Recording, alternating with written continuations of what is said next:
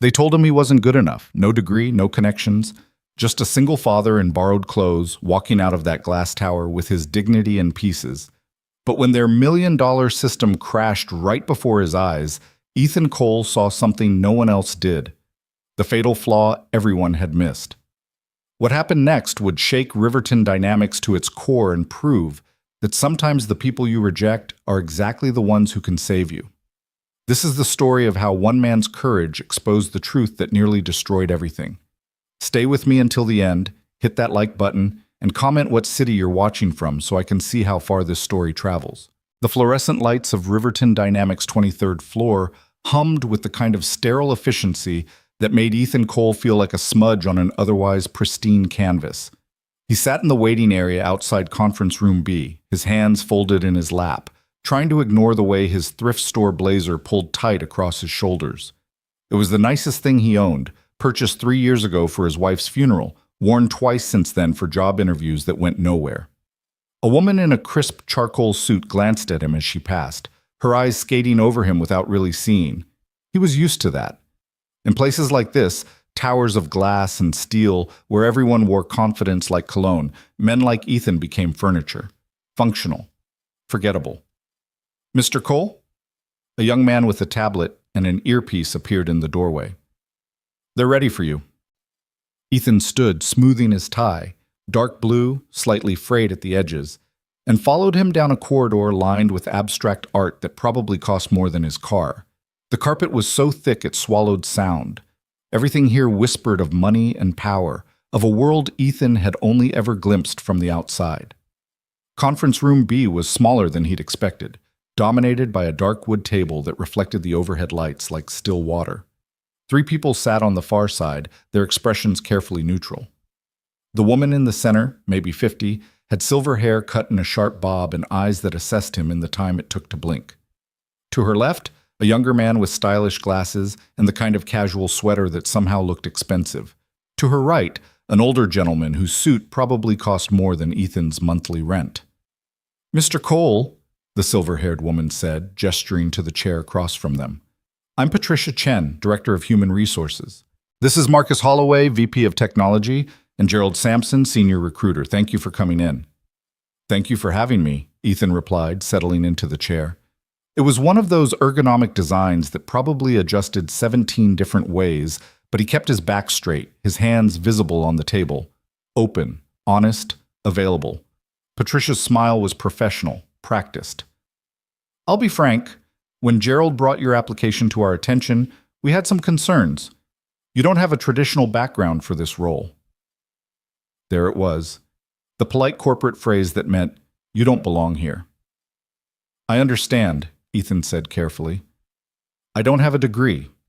What I do have is 12 years of hands-on experience in systems analysis and data architecture. I built the entire inventory management system for Hartwell Manufacturing from scratch. Hartwell Manufacturing," Marcus interrupted, glancing at his tablet. "That's the warehouse operation in South Riverton, correct?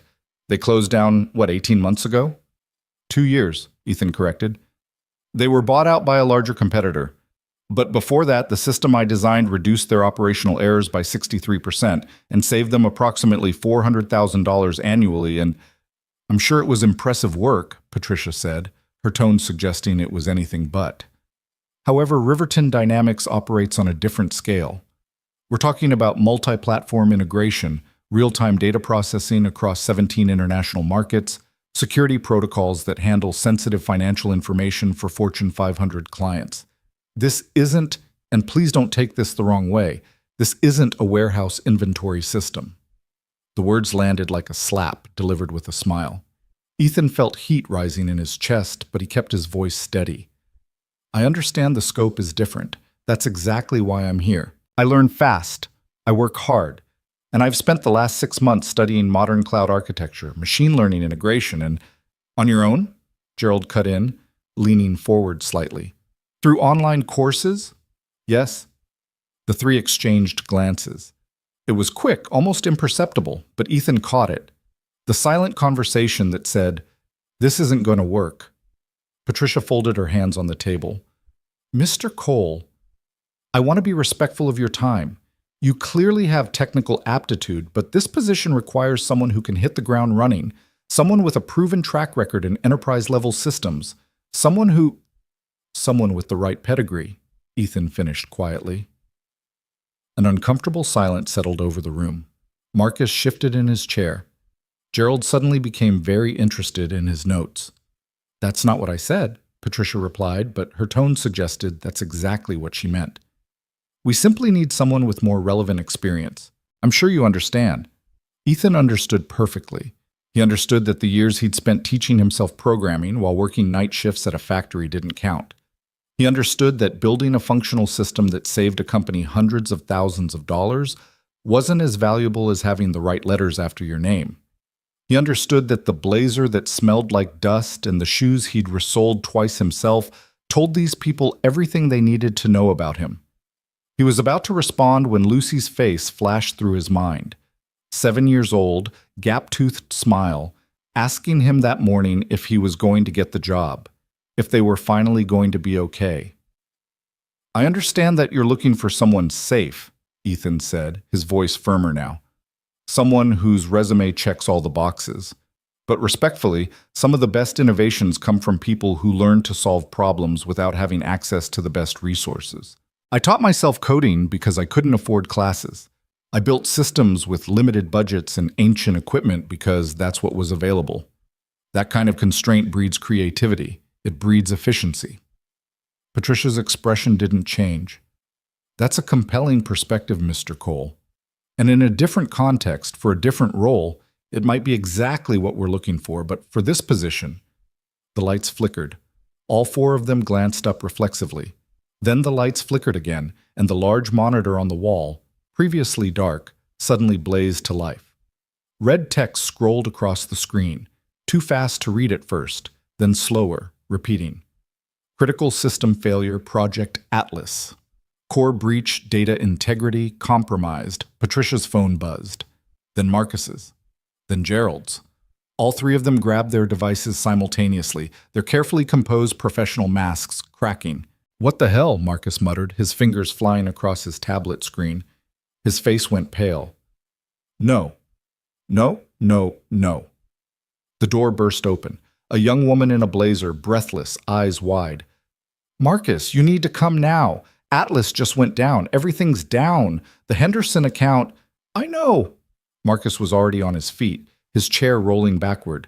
"Get Dr. Reeves on the line. Get everyone in the war room. Jesus Christ, the Henderson presentation is in 2 hours. Patricia stood, her phone pressed to her ear. "I don't care what the diagnostics say, Raoul. The system is showing a complete..." She paused, listening, her lips pressed into a thin line. "Then find out why." The conference room had transformed from a place of measured judgment to controlled chaos in seconds. Gerald was typing frantically on his laptop. Marcus was already halfway out the door, shouting instructions to someone in the hallway. Patricia ended her call and looked at Ethan as if surprised he was still there. "Mr. Cole, I'm sorry. We're going to have to cut this short. An emergency has..." "It's a data cascading failure," Ethan said quietly. Everyone stopped. Patricia turned slowly to look at him. "Excuse me?" Ethan gestured to the monitor, where error logs were now streaming past in a waterfall of red text. "The system is trying to verify user data against corrupted indexes. Each verification attempt is creating new error logs, which are triggering more verification attempts. It's exponential. That's why everything's crashing." Marcus, frozen in the doorway, stared at him. "How could you possibly know that from looking at..." "Because I've seen this before," Ethan said, standing. "Different system, smaller scale, but the same cascading pattern. At Hartwell, we had a similar issue when we integrated the new inventory system with the legacy database. The architecture was trying to validate data against references that no longer existed.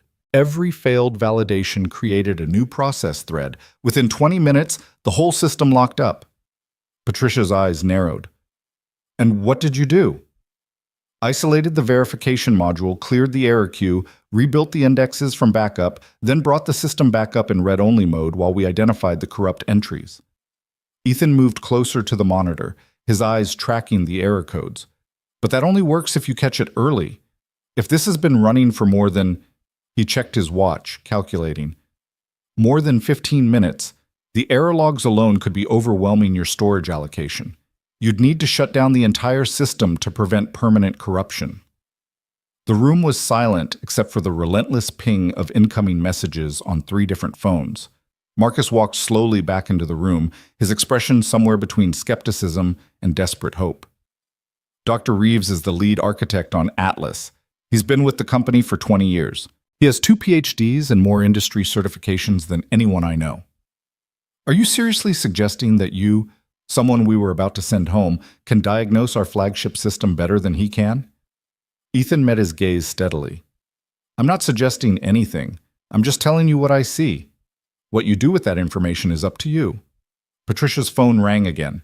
She answered, listened for 5 seconds, then closed her eyes. When she opened them, she looked at Ethan with something that might have been respect or might have been desperation. It was hard to tell. Mr. Cole, she said carefully, would you be willing to wait outside for a few minutes? Of course. He walked to the door, feeling their eyes on his back. As he stepped into the hallway, he heard Patricia's voice, low and urgent. Get him back in here. I don't care what his resume says. Get him back. But that would come later. For now, Ethan stood in the corridor while people rushed past him, everyone moving with the frantic energy of an emergency they didn't know how to solve. A young man in a rumpled button-down sprinted by, nearly colliding with Ethan, muttering into his phone, I don't know what Reeves wants us to do. The diagnostics aren't showing anything useful. An older woman with a lanyard full of security badges walked past more slowly, shaking her head. $3 million, she was saying to her companion. The Henderson contract alone is $3 million. If we can't deliver the demo, we'll deliver it, her companion said, but he didn't sound convinced. Ethan moved to the window, looking out over the city. From 23 floors up, Riverton looked like a circuit board, organized, planned, everything in its proper place. He thought about Lucy, probably in art class right now, drawing one of her elaborate princess castles. He'd promised to pick her up at 3:30. Mrs. Rodriguez from next door was on standby if he ran late, but he hated relying on her kindness more than he already did. His phone buzzed, a text from his brother Jake. How'd it go? Ethan typed back. About what I expected. Might be here a bit longer, though. Something came up. 3 dots appeared. Then, they see what you can do? Not sure yet, Ethan replied. But they're about to. He pocketed his phone as Patricia appeared in the hallway, her expression unreadable. Mr. Cole, would you mind coming back in? The conference room had filled. There were now 7 people crammed around the table, all of them looking at laptops or tablets, all of them wearing expressions ranging from worry to outright panic. The monitor on the wall now showed a dashboard of some kind, everything lit up in angry red. A man Ethan hadn't seen before stood at the head of the table, tall, late 50s, with silver hair swept back from a high forehead. He wore an expensive suit and an air of authority that suggested he was used to being the smartest person in any room. When he turned to look at Ethan, his eyes were sharp and assessing. Mr. Cole, he said, his voice deep and measured. I'm Dr. Nolan Reeves, Chief Systems Architect. I understand you have a theory about what's happening to Atlas. It wasn't a friendly tone. It was the tone of someone whose expertise had been challenged. Just an observation, Ethan said carefully, based on the error patterns I saw on the monitor. Reeves turned back to the dashboard. We've been analyzing the system for the past 20 minutes. Our diagnostics aren't showing any issues with data verification or index corruption. What we're seeing appears to be a network throughput issue, too many concurrent users creating a bottleneck. One of the younger engineers spoke up, hesitantly. But Dr. Reeves, the user load is actually below normal for this time of day. And the network monitoring shows we're only at 60% capacity, which suggests the throughput calculations are incorrect, Reeves interrupted smoothly. We need to recalibrate the load balancers and possibly add additional server nodes. He looked at Ethan with barely concealed condescension. Cascading failures don't present this way, Mr. Cole. If we had data corruption, we'd see it in the database logs. What we have here is a capacity issue. Ethan hesitated. Everything in him wanted to argue, to point out the flaws in that reasoning, but he also recognized the dynamic in the room. Dr. Reeves wasn't just an expert. He was the expert, the person everyone else deferred to. Challenging him directly, especially as an outsider, would be professional suicide. "You're right," Ethan said finally. "I'm sure you know your system better than I could from looking at it for 2 minutes." Something flickered in Reeves's eyes. Surprise, maybe, or satisfaction. "I appreciate your willingness to help, Mr. Cole. Patricia, perhaps we should let Mr. Cole go. I'm sure he has other obligations, and we can handle this internally." Patricia looked torn, glancing between Ethan and the increasingly alarming dashboard. "Mr. Cole, thank you for your time today. Gerald will be in touch about—" "Wait." Marcus was staring at his tablet, his face sheet white. "Wait, stop! Everyone stop!" The room froze. "The database logs," Marcus said, his voice shaking slightly. "I just pulled the raw transaction logs, not the filtered diagnostics. He swallowed hard. "There are currently 3.2 million error entries, and they're multiplying. Every second, there are thousands more." Reeves moved swiftly to look over Marcus's shoulder. His confident expression cracked. "That can't be right. The diagnostics are filtering out repetitive errors," another engineer said, pulling up her own screen. "Oh God, it's been hiding the scope. The actual error volume it's exactly what Mr. Cole described," Patricia said quietly. She looked at Ethan with something approaching awe. "A cascading failure." Every eye in the room turned to him. Ethan took a slow breath. "How long has the system been down?" Marcus checked his tablet. "The first error logged at 9:47 a.m. It's now 10:23. 36 minutes, Ethan said. "That's past the point where a simple restart will work. The error logs are probably consuming most of your available storage by now. And if the core data has been corrupted, if the system has been writing bad data to your primary database this whole time," he paused, seeing the growing horror on their faces, "you need to shut everything down, now, before the corruption spreads to your backup systems." "We can't shut down," Reeves said, but his voice lacked its earlier certainty.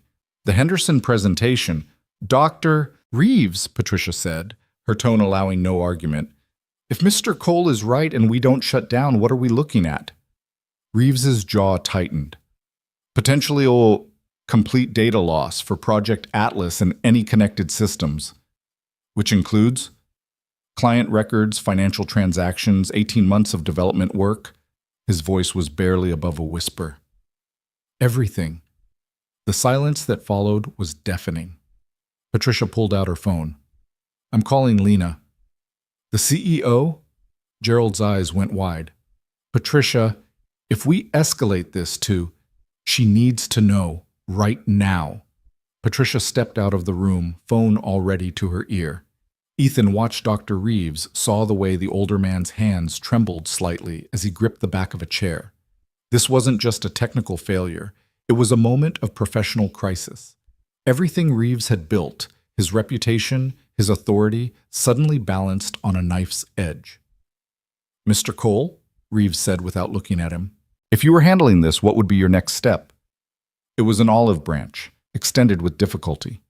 "Immediate system shutdown," Ethan said. "All write operations stopped. Then isolate the core database and run integrity checks to determine how far the corruption is spread. If the backup systems haven't been compromised, you might be able to restore to a point before the cascade began, but you'd lose any data created in the last—" he calculated quickly, "probably the last 12 hours, minimum." 12 hours, someone muttered. "Jesus Christ." Marcus looked up from his tablet, his face grim. "The Henderson demo uses data that was uploaded yesterday afternoon. If we roll back 12 hours... "The demo won't work," Reeves finished. "We'd be presenting them with an incomplete system. They'd walk, and they'd be justified in doing so." The door opened. Patricia returned, her expression carved from stone. "She's on her way down. ETA 3 minutes." She looked at Dr. Reeves. "Lena wants to know our options." "We don't have good options," Reeves said flatly. "We can shut down and preserve what we can, losing the Henderson account in the process. Or we can try to keep the system running long enough to fix the issue, risking total corruption." He paused. "I won't make that call alone." "No one's asking you to," Patricia replied. She turned to Ethan. "Mr. Cole, I need to know, how certain are you about the cascading failure?" All those eyes on him again. All that weight. Ethan thought about Lucy, about the rent that was due in 8 days, about the fact that he was standing in a room full of people who had been ready to dismiss him half an hour ago. He thought about how easy it would be to hedge, to soften his certainty with qualifiers and maybes. "I'm certain," he said, "and every minute you wait makes it worse." Patricia nodded once, decisively. "Then we shut down." "Wait," Reeves said. "We should at least—" "We shut down," Patricia repeated. "Marcus, initiate emergency protocols. I'll inform Lena. Gerald, start drafting a communication for the Henderson team. Everyone else, prepare for a full diagnostic and recovery operation." The room exploded into motion. People grabbed laptops, made calls, typed frantically. In the center of it all, Dr. Reeves stood very still, staring at the dashboard as it flickered and died, the red warnings replaced by a simple black screen with white text. "System offline." Ethan stepped back, pressing himself against the wall to stay out of the way. He watched them work. These people with their degrees and their credentials and their expensive clothes, all of them moving with controlled panic, none of them entirely sure what to do next. Patricia finished her call and caught Ethan's eye. She walked over, her expression softer than before. "Mr. Cole, I need you to stay. We might need your help with the recovery." "I don't work here," Ethan reminded her gently. "Not yet," she said. "But I'd like to change that." Before Ethan could respond, the door opened again, and a woman strode in with the kind of presence that made everyone else seem slightly out of focus. She was perhaps 40, wearing a charcoal suit that looked like it had been tailored specifically for her, her dark hair pulled back in a tight bun. Her eyes swept the room, taking in every detail in seconds. Lena Whitmore, CEO of Riverton Dynamics. "Status," she said. Not a question. A command. Patricia stepped forward. "We've initiated a full system shutdown. Project Atlas experienced a cascading data failure beginning approximately 40 minutes ago. We caught it before complete corruption, but recovery will take time." "How much time?" "Unknown. Minimum several hours, possibly days, depending on—" "The Henderson presentation is in 90 minutes, Lena interrupted. "Options?" "We postpone," Reeves said. "Explain the situation, ask for a week to—" "They'll walk." Lena's gaze was sharp enough to cut glass. "They've already been approached by Nexus Corp. We postpone, we lose them." "What else?" An uncomfortable silence. Ethan cleared his throat. "You could present them with a prototype." Everyone turned to look at him. Lena's eyes fixed on him with laser focus. "And you are?" "Ethan Cole," Patricia said quickly. "He's the one who identified the problem. He was here for an interview when—" "A prototype," Lena repeated, ignoring the explanation. "Explain." Ethan felt his mouth go dry, but he pushed forward. "If the corrupted data is only from the last 12 hours, your core system architecture is intact. You can't show them real-time processing with live data, but you could demonstrate the system's capabilities using simulated data or archived sets from earlier this week. It wouldn't be the same as the full demonstration, but it would prove the concept works." Reeves shook his head. "The Henderson team specifically requested real-time capability. Showing them a simulation would be—" "Better than nothing," Lena finished. She looked at Ethan with something that might have been approval. "Can it be done in 90 minutes? Ethan hesitated. "I don't know your system well enough to say, but if the architecture is sound and you have clean archived data, theoretically, yes. It would require bypassing the corrupted modules and essentially hardwiring the demonstration to pull from static sources. It wouldn't be elegant, and anyone with technical expertise would see it's not live processing, but it would show them what the system can do," Lena said, "when it's working." She turned to Reeves. "Nolan?" The chief architect looked like he'd swallowed glass. "It's possible. We'd need to reroute the core processes, create isolated modules for the presentation environment, ensure there's no connection to the corrupted—" He stopped, seeing Lena's expression. "We can try." "You'll do more than try." Lena checked her watch. "You have 75 minutes. Use every resource you need. Patricia, delay Henderson 15 minutes. Tell them we're running final optimizations. Make it sound like we're perfecting something, not fixing something." She paused at the door, looking back at the room. Her eyes found Ethan. Mr. Cole, you're with the recovery team. Whatever they need, you provide it. We clear? Yes, Ethan managed. Good. And then she was gone, leaving a wake of tension behind her. For a long moment, no one moved. Then Dr. Reeves took a deep breath and straightened his shoulders. You heard her. Marcus, get me the system architecture diagrams. Jennifer, I need the Henderson demo specifications. Thomas, start pulling archived datasets from Monday through Wednesday, verified clean. He glanced at Ethan. Mr. Cole, you're familiar with emergency system reconstruction? Some, Ethan said carefully. Mostly smaller scale, but the principles should transfer. Then you're with me, Reeves gestured toward the door. We have 73 minutes to build a miracle. I hope that thrift store blazer is comfortable, because you're going to be wearing it for a while. The next hour passed in a blur of activity that Ethan would later struggle to fully recall. They moved to a larger space, the war room, someone called it, filled with monitors and workstations and a dozen people all working with intense focus. Reeves commanded the room like a general, delegating tasks, making decisions, his earlier condescension replaced by pure professional determination. Ethan found himself at a workstation next to a young woman named Jennifer, who walked him through the Atlas architecture at lightning speed. It was impressive work, elegant, efficient, clearly the product of years of refinement. The cascading failure hadn't been a design flaw. It had been a data integration issue, a new client upload that hadn't been properly sanitized before being fed into the verification system. We should have caught it, Jennifer muttered, her fingers flying across her keyboard. We have protocols for this exact scenario. Protocols fail, Ethan said, working through the code on his own screen. That's why you need people who can think beyond them. Is that what you do? Think beyond protocols? I mostly just try to fix things when they break. He paused, staring at a section of code. Wait, this verification loop. It's checking against the user database every time, even for recurring users. That's redundant. If we cached the verification results for established users, the system wouldn't need to hit the database for every single transaction. Jennifer leaned over to look at his screen. That would reduce database calls by probably 70%, but it would require restructuring the entire user authentication module. Not for the demo, Ethan said. Just create a static verification table with all the established users from the archived data. The system checks there first, only queries the database for new or anomalous entries. For demonstration purposes, with controlled data, it would be functionally identical to the full system. Jennifer stared at him for a moment, then grabbed his arm. Dr. Reeves, you need to see this.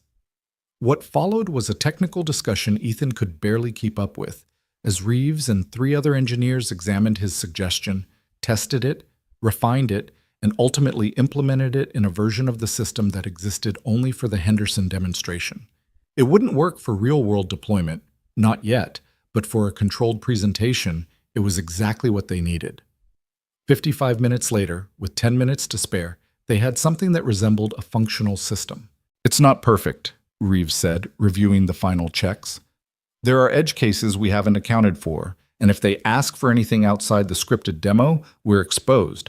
But if they follow the standard presentation flow, it'll work, Marcus said, though he didn't sound entirely convinced. Lena appeared in the doorway, flanked by 4 people in expensive suits, the Henderson team. She surveyed the room, her gaze sharp, then gave Reeves an almost imperceptible nod. Showtime. Ethan watched from the back as Reeves and Marcus led the presentation. They were good, smooth, confident, walking the Henderson representatives through Atlas's capabilities with the practiced ease of people who'd done this 100 times. The system responded perfectly, processing simulated transactions, displaying analytics, demonstrating integration capabilities. To anyone who didn't know what had happened that morning, it looked flawless. The Henderson CEO, a woman with sharp features and sharper eyes, asked questions. Technical questions. Probing questions.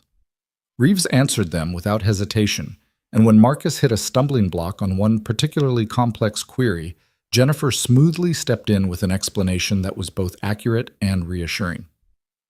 40 minutes later, the Henderson team left with smiles and promises to send the contract by end of day.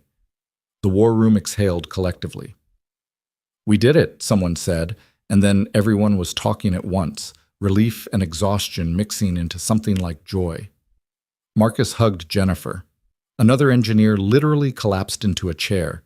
Even Reeves allowed himself a small smile. Ethan slipped toward the door, thinking he could disappear before anyone noticed.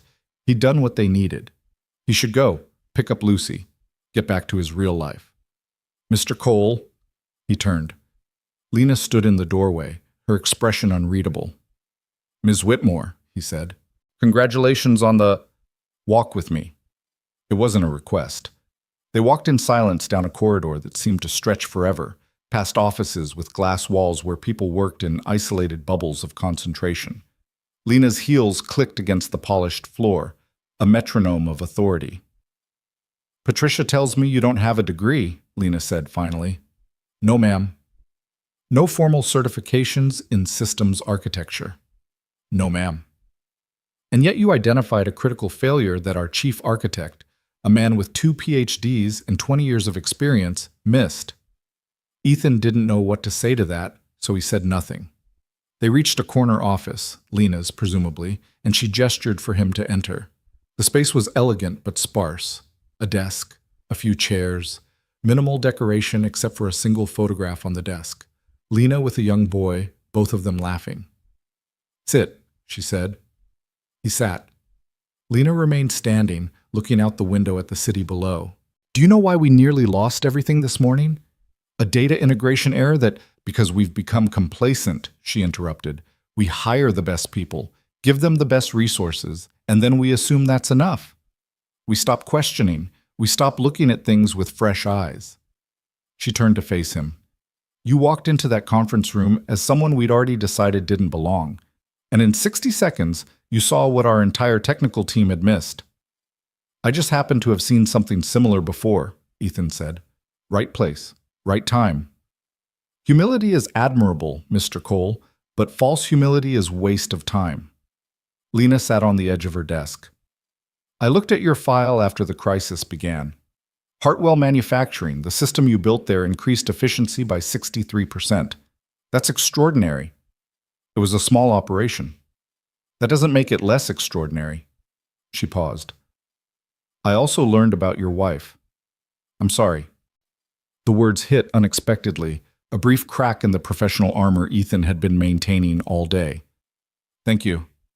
You're raising your daughter alone." "Yes." "Then you understand something that many people in this building don't. What it means when there's no safety net. When failure isn't just embarrassing, it's catastrophic."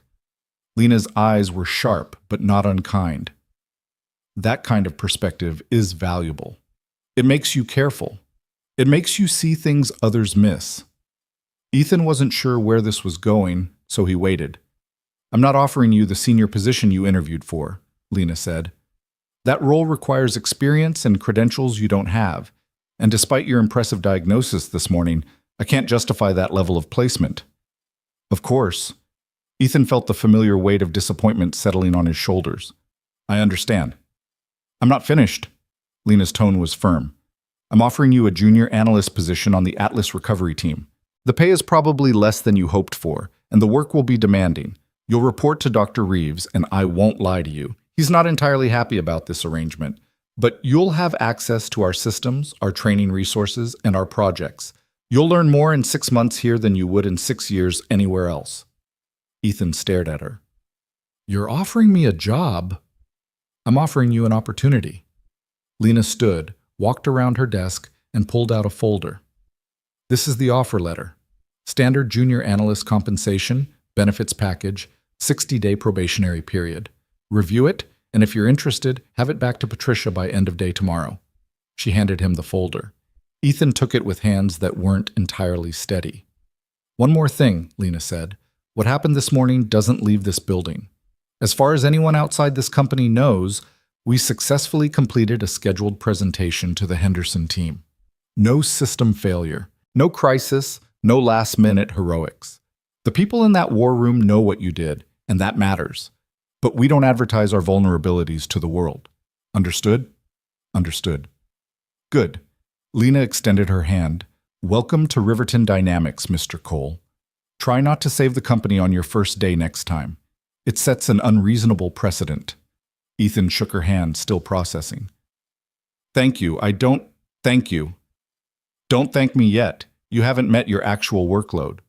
But there was the ghost of a smile on her face. He left her office in a daze, the folder clutched in his hand like a talisman. The building seemed different now, still intimidating, still foreign, but no longer quite as impenetrable. People passed him in the hallway, and a few of them nodded, having seen him in the war room. One of them, Jennifer, actually gave him a small wave. Mr. Cole!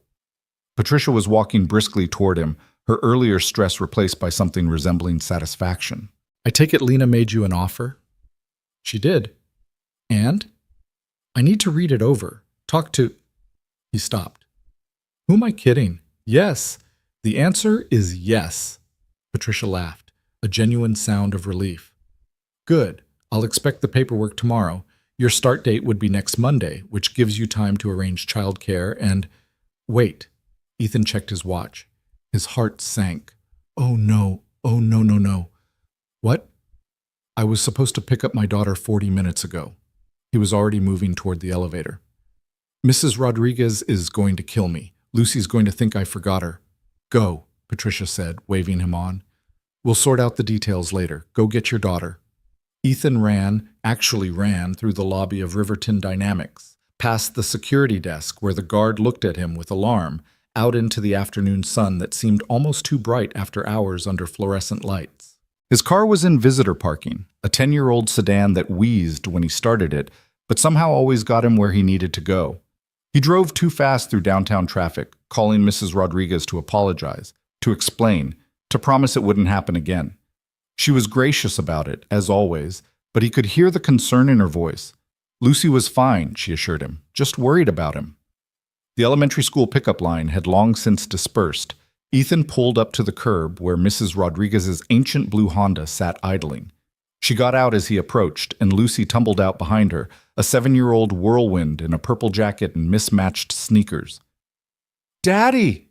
She ran to him, and Ethan scooped her up, holding her tight. I'm sorry, sweetheart. I'm so sorry I was late. Mrs. Rodriguez said you had emergency at your interview. Lucy pulled back to look at him, her brown eyes, her mother's eyes, searching his face. Did you get fired before you even got hired? Despite everything, Ethan laughed. No, baby. Actually, he set her down, crouched to her level. Actually, I got the job. Lucy's eyes went wide. Really? The big fancy building job? The big fancy building job. She threw her arms around his neck, nearly knocking him over. Does that mean we can stay in our apartment? The question broke his heart and filled it simultaneously. Yeah, Lou, we can stay. And I don't have to change schools? No school changes. Can we get pizza? We can definitely get pizza.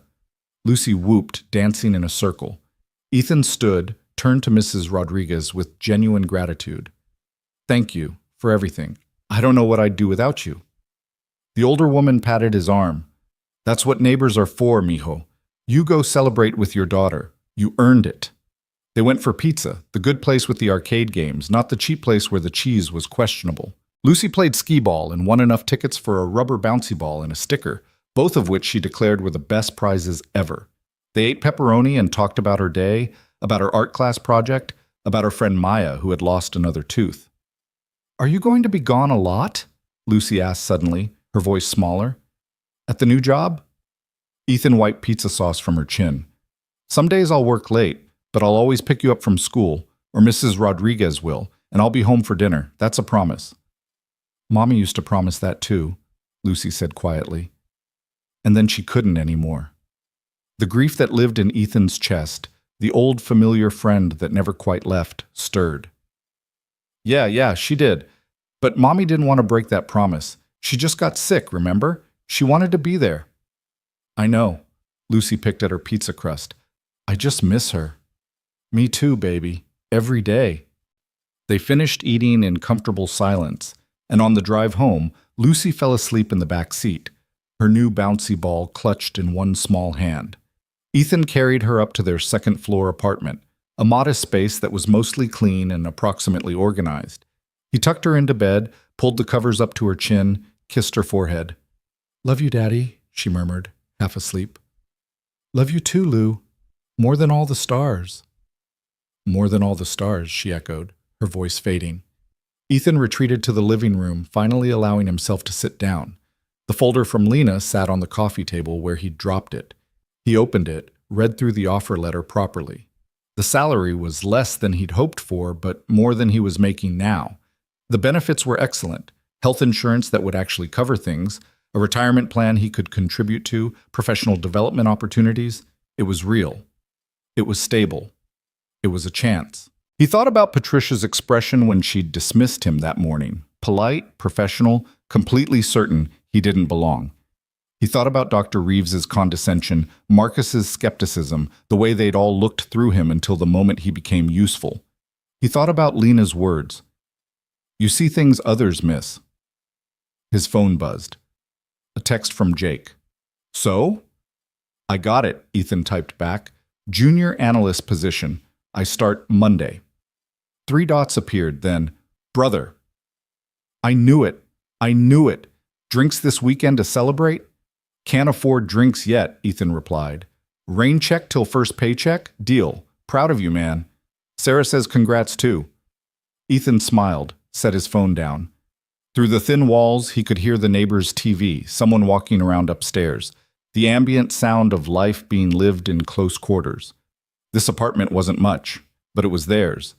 And now, maybe, it could stay that way. He pulled out a pen, dated the offer letter, and signed his name at the bottom. Whatever came next, whether he succeeded or failed, whether he proved himself or fell short, at least he'd have tried. At least he'd been given the chance. And sometimes, that's all anyone could ask for.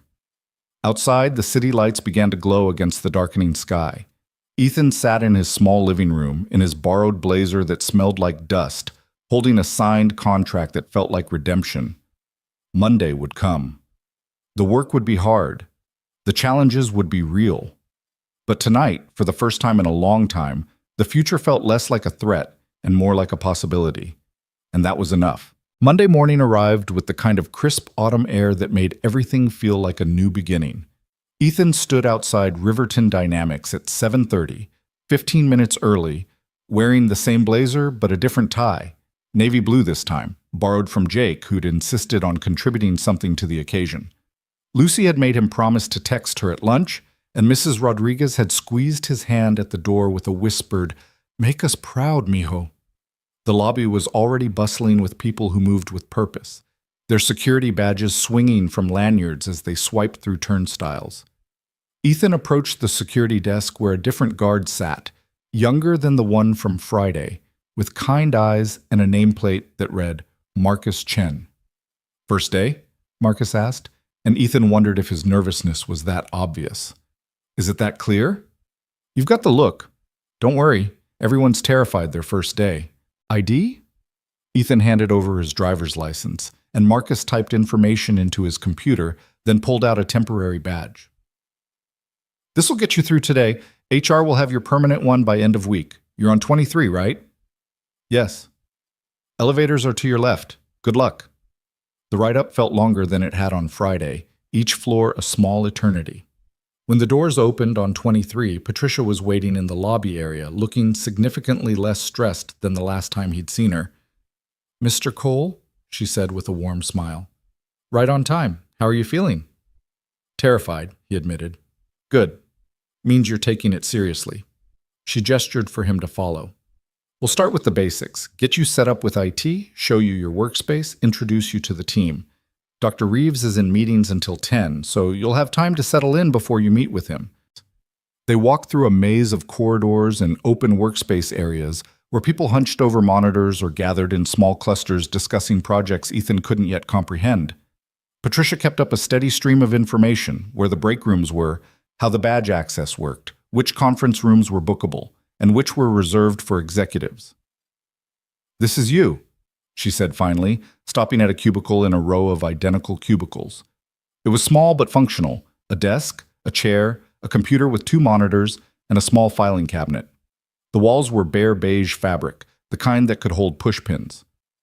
"It's perfect," Ethan said, and meant it. "It should be here in about 15 minutes to get you set up. In the meantime," Patricia handed him a thick folder. "Employee handbook, benefits information, building policies, and your onboarding schedule for the week. There's also a welcome packet from the Atlas team. They're excited to have you." Ethan wasn't sure he believed that last part, but he appreciated the sentiment.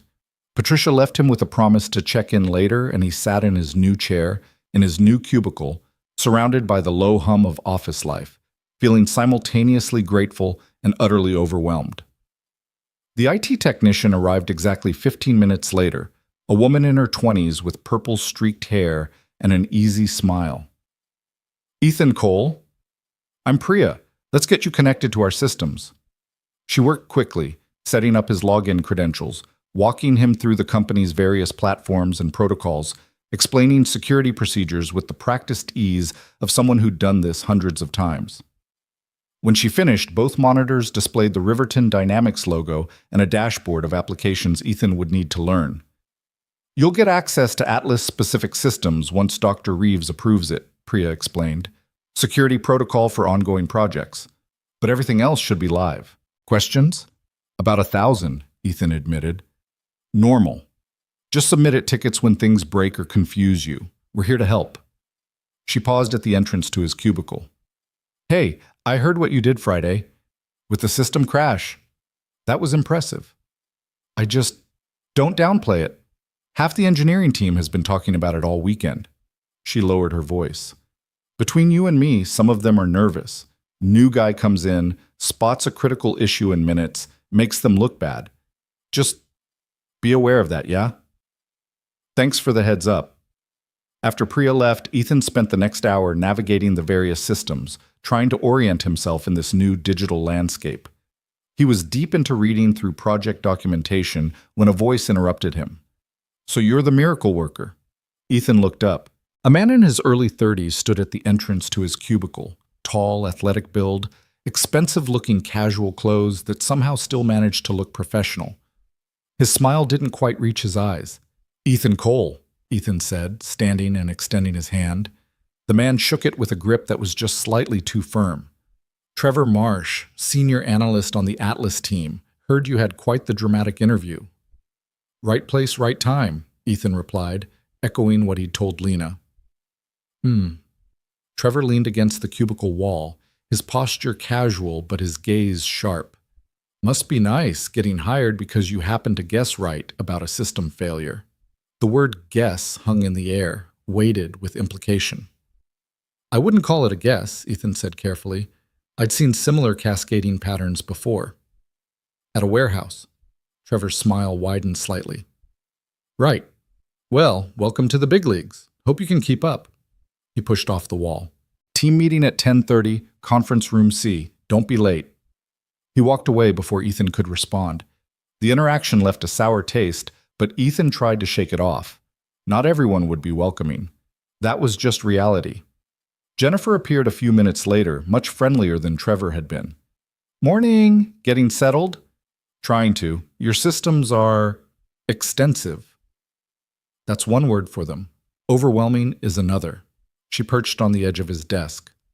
"Listen, about Friday, I wanted to say thank you. What you suggested with the verification caching, it actually sparked a whole conversation over the weekend about system optimization. Dr. Reeves is considering implementing a modified version in the actual architecture." "Really? Don't look so surprised. Good ideas are good ideas, regardless of where they come from." She glanced at her watch. "I've got a call in 5, but lunch later. I can give you the unofficial tour and introduce you to the people who actually know what's going on around here." "That would be great." "Perfect. Meet you in the lobby at noon." The morning passed in a blur of information absorption.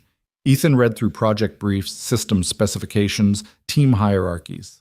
The Atlas project was even more complex than he'd realized. Not just a single system, but an interconnected network of modules handling everything from user authentication to financial transactions to predictive analytics. The scope was staggering. At 10:25, he made his way to conference room C. Several people were already there. including Jennifer and Trevor. Dr. Reeves stood at the head of the table, reviewing something on his tablet. When Ethan entered, the room went quiet.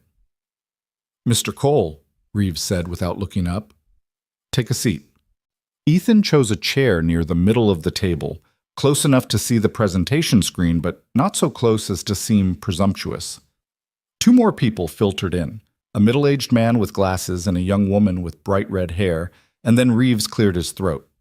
"All right, let's begin. For those who weren't here Friday, this is Ethan Cole, our new junior analyst. He'll be supporting the Atlas recovery and optimization efforts." Reeves finally looked at Ethan, his expression neutral. "Mr. Cole, this is David Chen, our database architect, and Rachel Winters, who handles quality assurance. You've already met Trevor, Jennifer, and Marcus." Nods and murmured greetings went around the table. "The Henderson contract is officially signed," Reeves continued, pulling up a slide on the screen, "which means we have approximately 6 weeks to deliver a fully functional, thoroughly tested system. No more demonstrations, no more prototypes, the real thing." He paused, letting that sink in. "The cascading failure exposed vulnerabilities we can no longer ignore. This week, we're conducting a complete architectural review. Every module, every integration point, every potential failure mode. I want comprehensive documentation on current state, identified risks, and proposed improvements." Trevor raised his hand slightly. "Do we have budget approval for significant architectural changes? Because some of these issues might require substantial restructuring." "Lena has allocated emergency resources," Reeves replied. "Within reason. We're not rebuilding from scratch, but we have flexibility to address critical concerns." His gaze shifted to Ethan. "Mr. Cole, your first assignment is to review the user authentication and verification modules. Jennifer will provide you with the relevant documentation. I want a full analysis by Friday, current functionality, identified issues, and recommendations." "Understood," Ethan said, ignoring the knot of anxiety in his stomach. 4 days to analyze systems he'd never seen before and provide meaningful recommendations. No pressure. The meeting continued for another 40 minutes, diving into technical details that sometimes went over Ethan's head. He took notes furiously, making mental flags of things he'd need to research later. When it finally ended, people dispersed quickly, each returning to their own urgent tasks. Jennifer caught up with Ethan in the hallway. "Don't look so worried. Authentication and verification are actually some of the cleaner modules. You'll be fine. I have 4 days to become an expert on systems I just learned exist. Welcome to Riverton Dynamics. Impossible deadlines are kind of our thing." She grinned. "Come on, I'll get you set up with access to the code repositories and documentation. Then lunch, and I'll explain all the office politics you need to navigate." The afternoon was intense. Jennifer walked Ethan through the authentication architecture, explaining the logic flows and integration points, pointing out where Friday's failure had originated and how it had propagated through the system. The code was elegant but complex, the product of multiple developers over several years, each leaving their own stylistic fingerprints. "The core issue," Jennifer explained, pulling up a particularly dense section of code, "is that we built for scalability but didn't adequately plan for data corruption scenarios. The system assumes data integrity and has minimal fallback protocols when that assumption fails." Ethan studied the screen. "What if you implemented verification tiers, quick checks for established users, deeper verification for new or flagged accounts, and circuit breakers that isolate problems before they cascade?" "That's actually similar to what I was thinking." Jennifer pulled up another document. "Look at this. I drafted a proposal over the weekend along those lines. Multi-tier verification with automatic isolation triggers." They spent the next hour comparing notes, refining ideas, building a framework that felt both practical and elegant. Ethan forgot to be nervous, forgot to worry about whether he belonged. This was just problem solving, the same thing he'd been doing for years, just at a larger scale. "Okay, stop," Jennifer said eventually, laughing. "If we solve the whole thing today, what are you going to present on Friday?" "Good point. Besides, you promised me lunch and it's already 2 o'clock. I'm starving." They went to a small cafe 2 blocks from the office, the kind of place that catered to the downtown business crowd with overpriced sandwiches and aspirational salads. Over food that cost more than Ethan usually spent on an entire day's meals, Jennifer provided the real orientation. Dr. Reeves is brilliant but proud, she explained, keeping her voice low. He built Atlas from the ground up, and it's his legacy. What happened Friday hurt him professionally and personally. He won't admit it, but he's embarrassed. He seems to be handling it professionally. He is, but he's also watching you closely. You made him look bad, even though you also saved his system. That's complicated. And Trevor? Jennifer grimaced. Trevor thought he was next in line for a senior analyst position. When you got hired, even at junior level, it ruffled feathers. He's competitive, territorial, and he sees you as a threat. I'm not trying to threaten anyone. Doesn't matter. You're the new person who got hired under unusual circumstances. Some people will see that as an opportunity, others as an insult. She paused. Marcus is solid. You can trust him. Rachel keeps to herself, but she's thorough and fair. David is old school, been here forever, knows where all the bodies are buried. He'll respect you if you show him you can do the work. And you? Jennifer smiled. I'm just trying to build good systems and not get crushed by office politics. Friday was terrifying, but it was also exciting, you know? Seeing someone come in with fresh eyes and spot what we'd all missed. I want more of that energy on the team. They talked for another 30 minutes. About Jennifer's background in computer science, her 4 years at Riverton, her frustrations with how slowly change happened in large organizations. She was passionate about her work in a way that reminded Ethan of himself, back when he'd first discovered how satisfying it was to solve complex technical problems. When they returned to the office, Ethan found a calendar invitation waiting for him. One-on-one meeting with Dr. Reeves, Thursday at 3 p.m. The subject line read simply, Progress Review. The week developed its own rhythm. Ethan arrived early each morning, often finding the office still quiet, except for the cleaning crew finishing their rounds.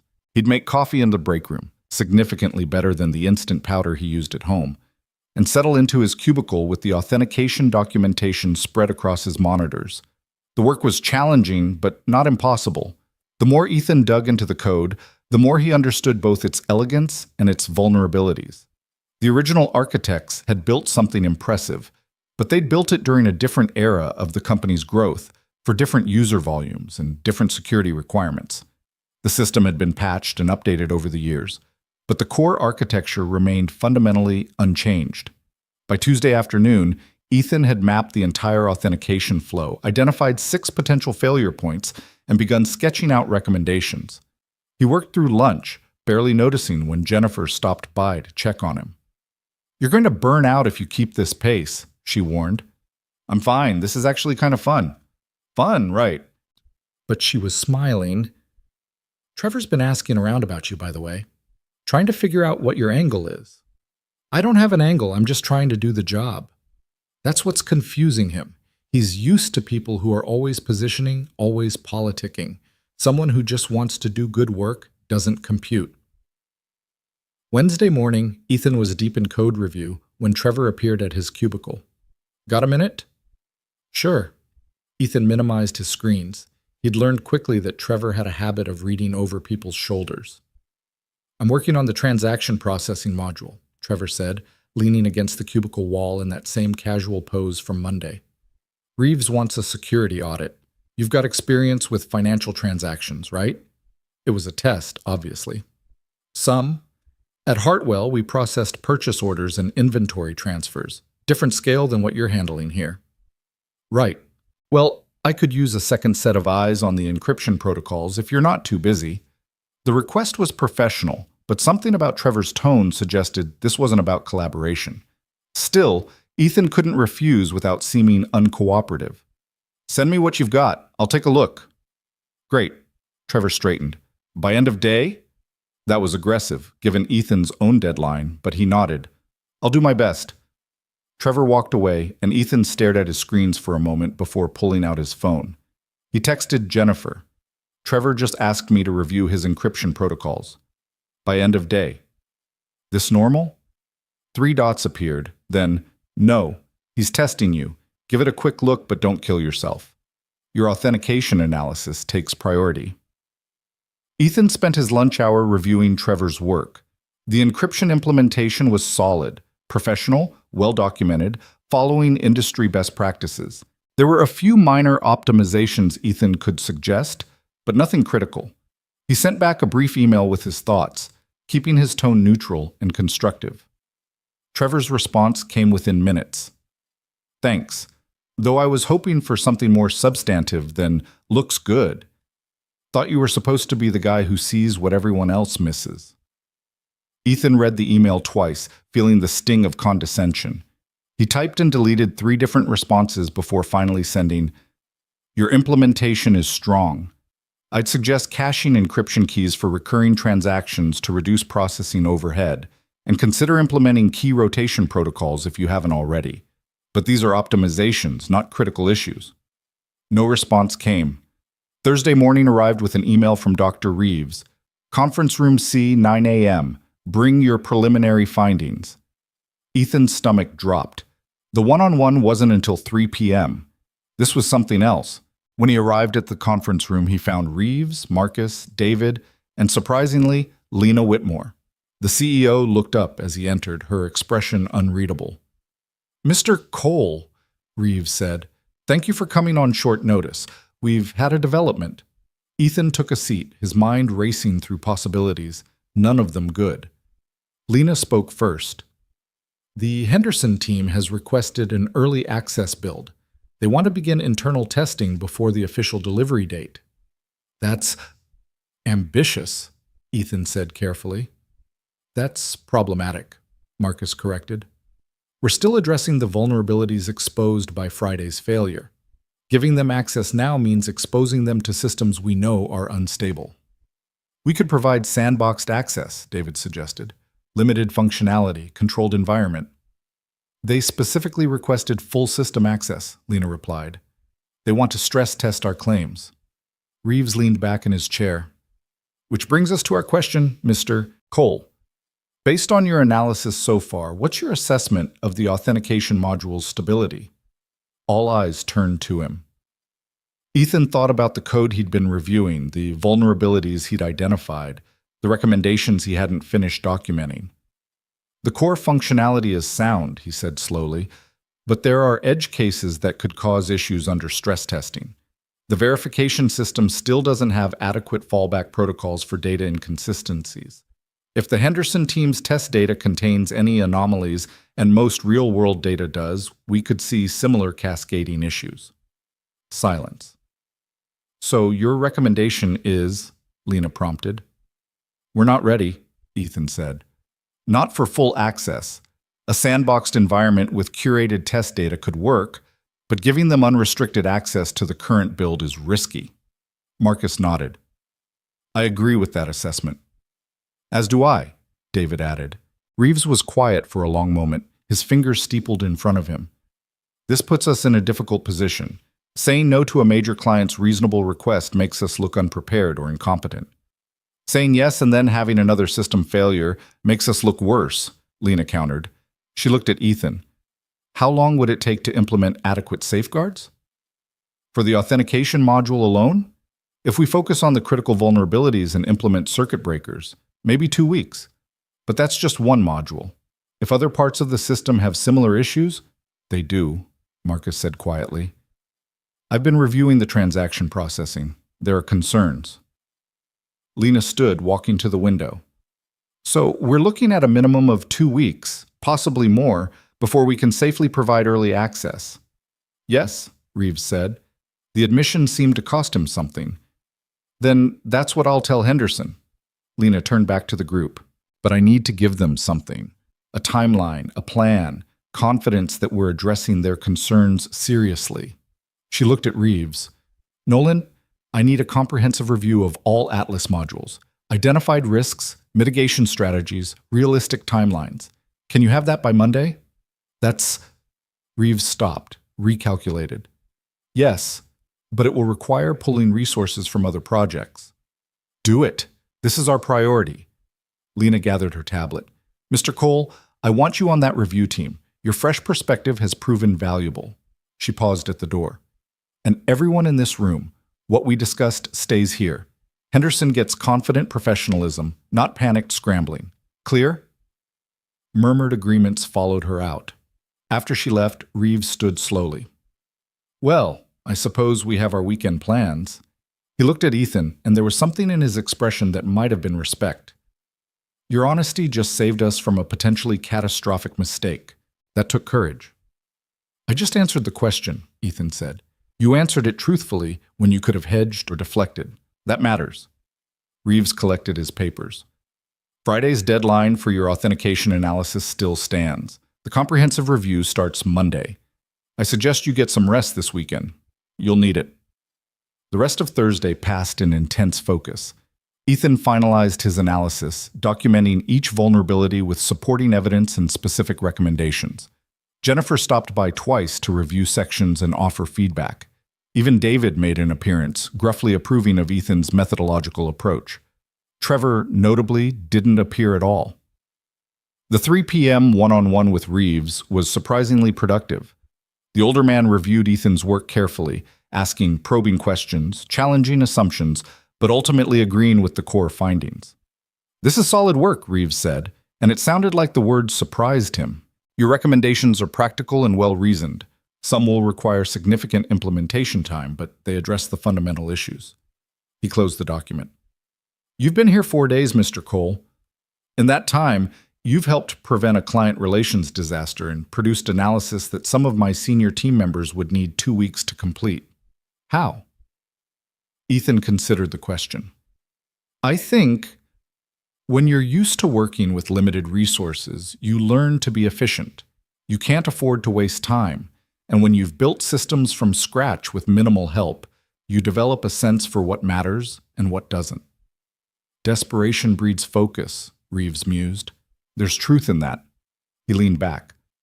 I'll be honest. I wasn't happy about your hiring. You represent something that challenges my assumptions about credentials and experience. But you're proving me wrong, and I respect that. He paused. I also fear it somewhat. Fear it? I've built my career on the belief that expertise requires formal training, credentials, years of structured experience. If that's not true, if someone can achieve similar or better results through unconventional paths, it raises uncomfortable questions about everything I've advocated for. Reeves met his eyes. But uncomfortable questions are often the most important ones. So I'm choosing to see your presence here as an opportunity to examine my own biases. It was perhaps the most honest thing anyone at Riverton had said to Ethan. Thank you for that, Ethan said. And for the record, I don't think formal training is valueless. Everyone on this team brings expertise I don't have. I'm learning from all of you every day. Mutual respect and mutual learning. That's the foundation of good teams. Reeves stood, signaling the meeting's end. Enjoy your weekend, Mr. Cole. Monday will be demanding. Friday morning, Ethan submitted his comprehensive authentication analysis. By noon, he'd received approving emails from Reeves, Marcus, and Jennifer. By 2 p.m., he was helping Jennifer troubleshoot an unrelated database query issue. Not part of his assigned work, but she'd asked, and he couldn't say no. At 3:30, as he was preparing to leave for Lucy's pickup, Trevor appeared at his cubicle. Got a minute? The same words as Wednesday, but the tone was different, harder. I need to leave soon for, this won't take long. Trevor stepped fully into the cubicle, crowding the space. I've been watching you this week, the way you've positioned yourself, gotten close to Reeves and Jennifer, inserted yourself into high-level meetings. I haven't positioned myself anywhere. I've been doing the work I was assigned. Right, the work that somehow always puts you in front of the important people. Trevor's smile was cold. You're smart, I'll give you that. Playing the humble outsider while carefully building your profile. But here's what you need to understand. I've been on this team for 3 years. I've put in the time, done the grunt work, earned my place. You don't get to walk in here with your sob story and your lucky diagnosis and jump the line. I'm not trying to jump any line, Ethan said, keeping his voice level. I'm just trying to do my job. Your job is junior analyst. That means you support senior team members. That means you don't contradict Dr. Reeves in meetings with the CEO. That means you know your place. I answered questions honestly. If that's a problem, it's a problem when you make the rest of us look bad. Trevor leaned in closer. Here's some free advice. Stay in your lane. Do your assigned work. Keep your head down. Stop trying to be the hero. Because if you don't, you'll find out how quickly the golden boy can become the scapegoat. He walked away before Ethan could respond. Ethan sat very still for a moment, processing the confrontation. His hands were shaking slightly, adrenaline and anger mixing. He pulled out his phone, almost texted Jennifer, then stopped. She'd already done enough to help him. He couldn't make her his constant defender. He left the office at 3:40, still rattled. The drive to Lucy's school was automatic, his mind replaying Trevor's words. By the time he pulled up to the pickup line, he'd managed to push it aside. Lucy didn't need to see him upset. "Daddy!" She climbed into the car with her usual enthusiasm, her backpack dragging behind her. "We made papier-mâché animals today. Mine's a dolphin, but it looks more like a blob with a nose." "I'm sure it's beautiful." "It's really not. Mrs. Patterson said it has character."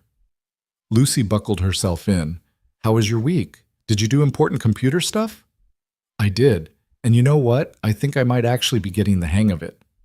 "That's because you're smart." Lucy said it with such absolute certainty that Ethan felt his earlier tension ease slightly. "Can we have tacos tonight?" "We can definitely have tacos." They stopped at the grocery store where Lucy insisted on helping pick out ingredients, carefully selecting the perfect avocados and debating the merits of flour versus corn tortillas. At home, they cooked together, Ethan chopping vegetables while Lucy mixed spices, both of them talking about their days. After dinner, while Lucy worked on homework at the kitchen table, Ethan's phone buzzed with an email. Subject line: Weekend Team Communication. He opened it reluctantly. It was from Trevor, CC'd to the entire Atlas team. Team. Reminder that individual contributions should be coordinated through proper channels. While initiative is appreciated, it's important that junior team members understand the approval process for recommendations that impact system architecture. Let's ensure we're maintaining professional boundaries and respecting the established hierarchy. Have a great weekend. Ethan read it 3 times, feeling heat rise in his chest. The message was ostensibly professional, but the implication was clear. Stay in your place. His phone buzzed again. A text from Jennifer. Ignore that. Trevor's just threatened. Your work this week was excellent. Another text, this one from Marcus. Trevor's email was out of line. Reeves knows it. Don't let it get to you. A third text, from a number he didn't recognize. Mr. Cole. This is David Chen. Trevor Marsh does not speak for this team. Your contributions this week were valuable and appropriate. Welcome to Riverton Dynamics.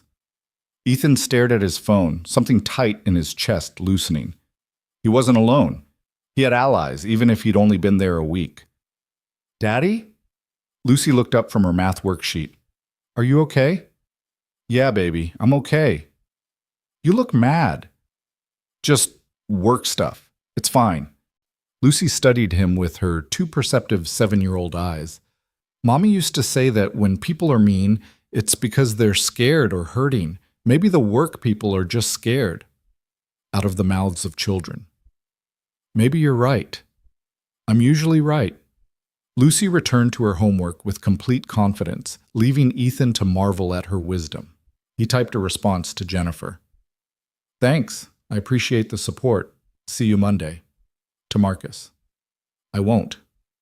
Thanks for having my back. To David. Thank you. That means a lot. He didn't respond to Trevor's email. Some battles weren't worth fighting directly. Saturday morning, Ethan woke to find another email, this one from Dr. Reeves, sent at 2 a.m. Mr. Cole, your authentication analysis has been distributed to the leadership team.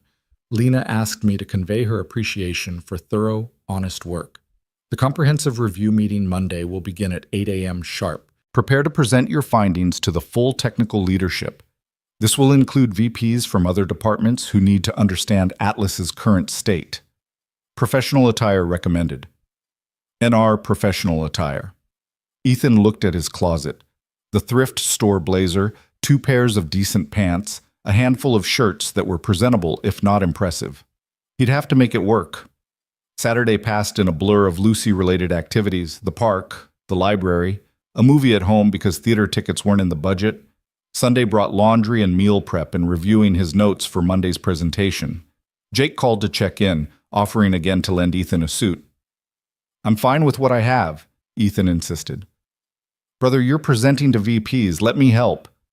I can't keep borrowing things from you. It's not borrowing, it's family. Sarah's already pulled out my gray suit. It'll fit you fine. Come by tonight, try it on. Ethan did, and Jake was right. The suit fit well enough with minor adjustments. Standing in Jake's bathroom mirror, wearing clothes that actually looked professional, Ethan barely recognized himself. You look legit, Jake said, grinning, like someone who belongs in that glass tower. I'm not sure I do belong there. Hey, Jake's expression turned serious. Stop that. You got hired because you're good at what you do. Anyone who makes you feel otherwise is dealing with their own insecurity. Sound advice from his younger brother. Ethan carried it with him as he drove home, Lucy already asleep in the back seat, the borrowed suit carefully hung in the car.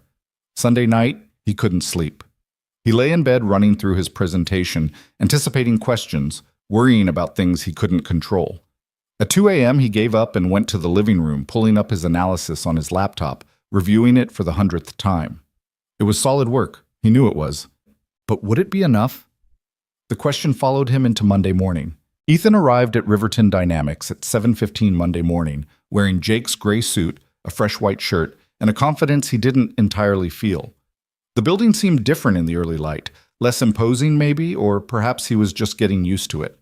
Marcus at the security desk gave him an approving nod as he passed through. Big day, Marcus said. Heard you're presenting to the executive team. Word travels fast. Always does. You'll do great. Ethan hoped he was right. Conference Room A was larger than any space Ethan had been in at Riverton, designed for exactly this kind of high-stakes meeting. A massive oval table dominated the center, surrounded by leather chairs that probably cost more than his monthly rent. 3 walls were floor-to-ceiling windows offering panoramic views of the city. The 4th wall was entirely screen, currently displaying the Riverton Dynamics logo. Dr. Reeves was already there, setting up his laptop. He looked up as Ethan entered, and something like approval crossed his face. Mr. Cole. Good, you're early. We'll be presenting as a team. I'll handle the overview and system architecture. You'll present your authentication findings. Marcus will cover transaction processing, and Jennifer will discuss quality assurance protocols. Understood, Ethan said, trying to ignore the flutter of nerves in his stomach. People began filtering in at 7:45. Lena arrived first, followed by Patricia and 3 people Ethan didn't recognize. 2 men and a woman, all wearing the kind of expensive business attire that screamed executive authority. Gerald appeared, then several other team members. By 7:55, 15 people filled the room. Trevor slipped in at 7:58, taking a seat near the back. His eyes found Ethan's, and something cold passed between them. At exactly 8 a.m., Lena stood. Thank you all for being here. As you know, we experienced a critical system failure 2 weeks ago that exposed fundamental vulnerabilities in Project Atlas. This meeting is to review our current state, identify risks, and establish a clear path forward. She looked at Reeves. Nolan, the floor is yours. Reeves stood, commanding the room with practiced ease. The screen behind him came to life with architectural diagrams as he walked through the Atlas system. Its purpose, its complexity, its importance to Riverton's future. He spoke for 20 minutes, his voice steady and authoritative, acknowledging the failure without dwelling on it, focusing instead on the path forward. The cascading failure revealed that our system, while functionally sound, lacks adequate fail-safe protocols, Reeves explained. We built for optimal conditions and didn't sufficiently plan for worst-case scenarios. That changes now. He advanced to the next slide. Mr. Cole has conducted a comprehensive analysis of our authentication and verification modules. Ethan? Ethan stood, his mouth suddenly dry. 15 pairs of eyes turned to him. He took a breath, centered himself, and began. Authentication is the gateway to any secure system, he said, surprised by how steady his voice sounded. It's also the most common point of failure. Our current implementation is robust for standard operations, but vulnerable to data inconsistencies and corruption. He walked them through his findings, using the slides he'd prepared but not reading from them, speaking instead to the underlying logic and risks. He explained the cascading pattern that had nearly destroyed the system, showed them the verification loops that amplified errors instead of containing them, demonstrated how a single corrupt data entry could trigger exponential failures. The fundamental issue, Ethan continued, is that our system trusts its own data absolutely. When that trust is violated, there's no graceful degradation, just catastrophic failure. He pulled up his final slide. My recommendations focus on 3 areas: implementing tiered verification protocols, establishing circuit breakers that isolate problems before they cascade, and creating fallback authentication pathways for when primary systems fail. One of the executives Ethan didn't know raised his hand, a man in his 60s with steel-gray hair. These sound like significant architectural changes. What's the implementation timeline? For basic circuit breakers and isolation protocols, approximately 2 weeks, Ethan replied. For the full tiered verification system, closer to 6 weeks. But the 2-week implementation would address the most critical vulnerabilities. And the cost?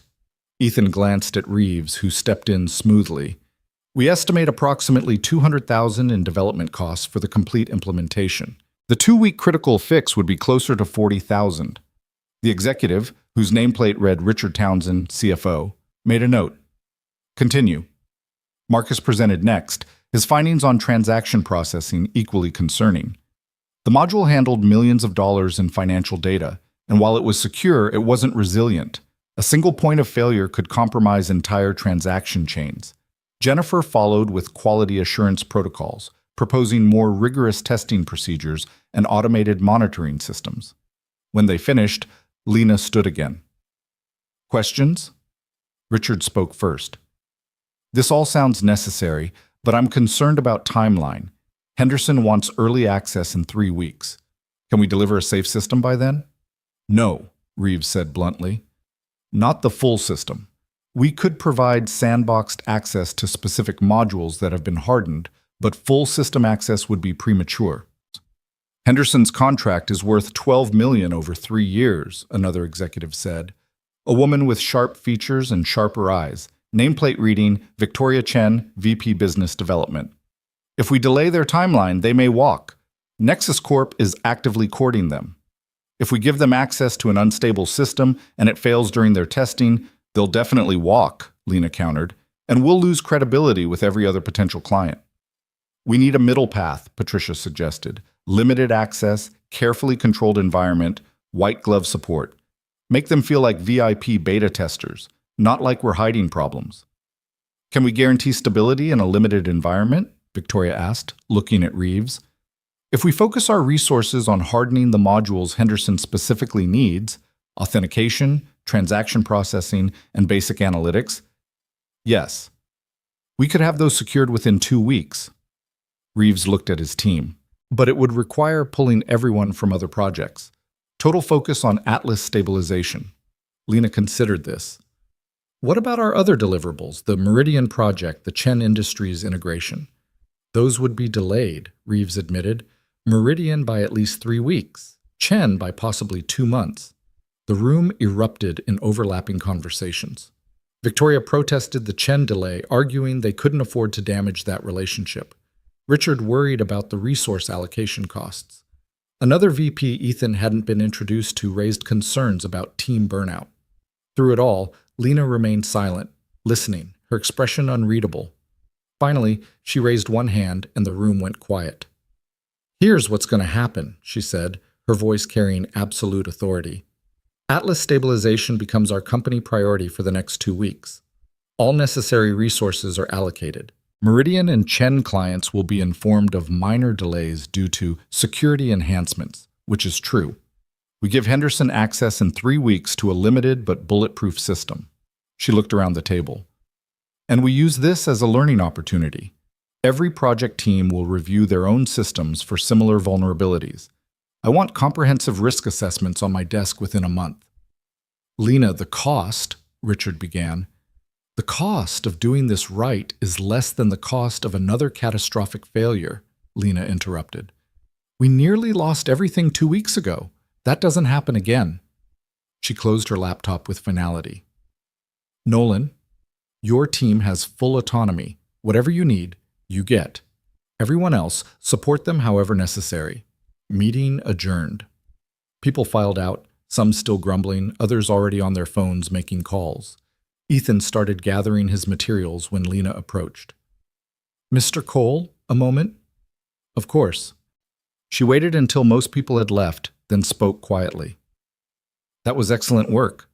Clear, comprehensive, honest about risks without being alarmist. You presented like someone who's been doing this for years. Thank you. I was terrified the entire time. A small smile. Good presenters usually are. It keeps them sharp. She paused. I'm curious, at any point during your analysis, did you consider softening your findings, making the problem seem less severe to avoid seeming overly negative? Ethan thought about it. No. You hired me to find problems and fix them. Pretending they're smaller than they are doesn't help anyone. That's the right answer, but it's not the answer many people give. They want to be liked, to fit in, to not rock the boat. Lena's gaze was intense. You're going to face pressure to compromise that honesty. From colleagues who feel threatened, from timelines that demand optimism, from your own desire to belong. Don't. The moment you start softening the truth is the moment you become just another voice in the chorus. That's not exactly an easy path. No, it's not. But it's the right one. She moved toward the door, then stopped. One more thing. Trevor Marsh is a competent analyst, but a political creature. He sees your success as his failure. Be aware of that. I am. Good. Patricia will send you the updated project schedule. Prepare for long days. And then she was gone, leaving Ethan alone in the vast conference room. Jennifer found him 10 minutes later, still standing by the window, processing everything. There you are. You killed it up there. Even Victoria was impressed, and she's never impressed. I think I just committed us to 2 weeks of insanity. Welcome to crisis mode. It's basically our natural state. Jennifer grinned. Come on, Reeves is gathering everyone for sprint planning. We need to figure out how to accomplish 6 weeks of work in 2. The sprint planning meeting was intense and chaotic. Reeves divided the team into subgroups, each focused on specific modules. Ethan found himself leading the authentication workstream with Jennifer and 2 other engineers he'd barely met, a quiet woman named Lisa and an enthusiastic recent graduate named Ahmed. Your analysis identified 7 critical vulnerabilities, Reeves said, pulling up Ethan's documentation. I want 4 of them resolved by end of week, the other 3 by the following Monday. Can you do that? We'll have to, Ethan replied, because what else could he say? The next 5 days blurred together into a continuous stream of code reviews, implementation sessions, testing cycles, and problem solving. Ethan arrived at 6 a.m. and left at 8 p.m., grabbing dinner from the cafeteria and eating at his desk. Mrs. Rodriguez picked up Lucy from school each day, fed her dinner, helped with homework. Ethan would stumble home exhausted, tuck Lucy in, then collapse into his own bed only to start over the next morning. On Tuesday afternoon, while debugging a particularly stubborn verification loop, Ethan noticed something odd. A section of code that should have been straightforward instead took a convoluted path through multiple functions. He traced it back, following the logic, and found himself in a part of the authentication system that wasn't documented in any of the official architecture diagrams. Jennifer, he called across their shared workspace, come look at this. She rolled her chair over. What am I looking at? This authentication pathway. It's creating duplicate user records under certain conditions, and it's not in any of the documentation. Jennifer studied the screen, her expression darkening. Oh no. What? This is legacy code from the original Atlas implementation 3 years ago. It was supposed to be deprecated when we upgraded the system last year, but she pulled up another file. Someone left it active. It's running parallel to the new authentication system. Which means what? Which means we've been creating duplicate user records for certain types of accounts for potentially years. And if those duplicates have even slightly different data, they'd trigger verification conflicts, Ethan finished, which would explain why the cascading failure happened. It wasn't just the new client upload. It was the interaction between the upload and these legacy duplicates. They stared at each other, the implications sinking in. We need to tell Reeves, Jennifer said, right now. They found him in conference room C reviewing Marcus's transaction processing code. When they explained what they'd found, his face went through several expressions in rapid succession: confusion, understanding, and finally, resignation.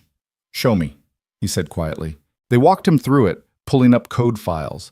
demonstrating the parallel authentication pathways, showing him the duplicate records that had been accumulating in the database. With each piece of evidence, Reeves seemed to age slightly. "This is my fault," he said finally. "I architected the upgrade last year. I should have verified the legacy code was fully deprecated." "The system is complex," Jennifer offered. "These kinds of things slip through." "They shouldn't, not on a project this critical." Reeves ran his hand through his silver hair. "How bad is it? How many duplicate records are we talking about?" Ethan had already run the query. "Approximately 12,000. Out of 200,000 total users, that's 6%. 6% of our user base has been operating with corrupted authentication data for over a year," Reeves said. It wasn't a question. "And we never caught it because the duplicates were similar enough that most verification checks passed. Until the Henderson upload created enough new data to trigger mass verification failures across all the duplicates simultaneously." "That's our theory," Ethan confirmed. Reeves stood very still for a long moment. Then he picked up his phone and called Lena. "We need to meet. Now. All senior technical leadership, conference room A." He ended the call and looked at Ethan and Jennifer. "You two are presenting this. 15 minutes. The emergency meeting was smaller than Monday's session. Just Lena, Patricia, Richard, Marcus, David, and Dr. Reeves. Ethan and Jennifer laid out their findings, showing the code, the duplicate records, the timeline of accumulation. When they finished, the silence was heavy. "So the system has been fundamentally flawed for over a year," Lena said. Not a question, a statement.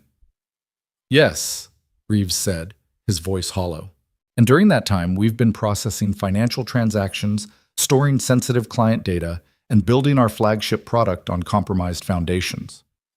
"Yes." Richard leaned forward. "What about data integrity?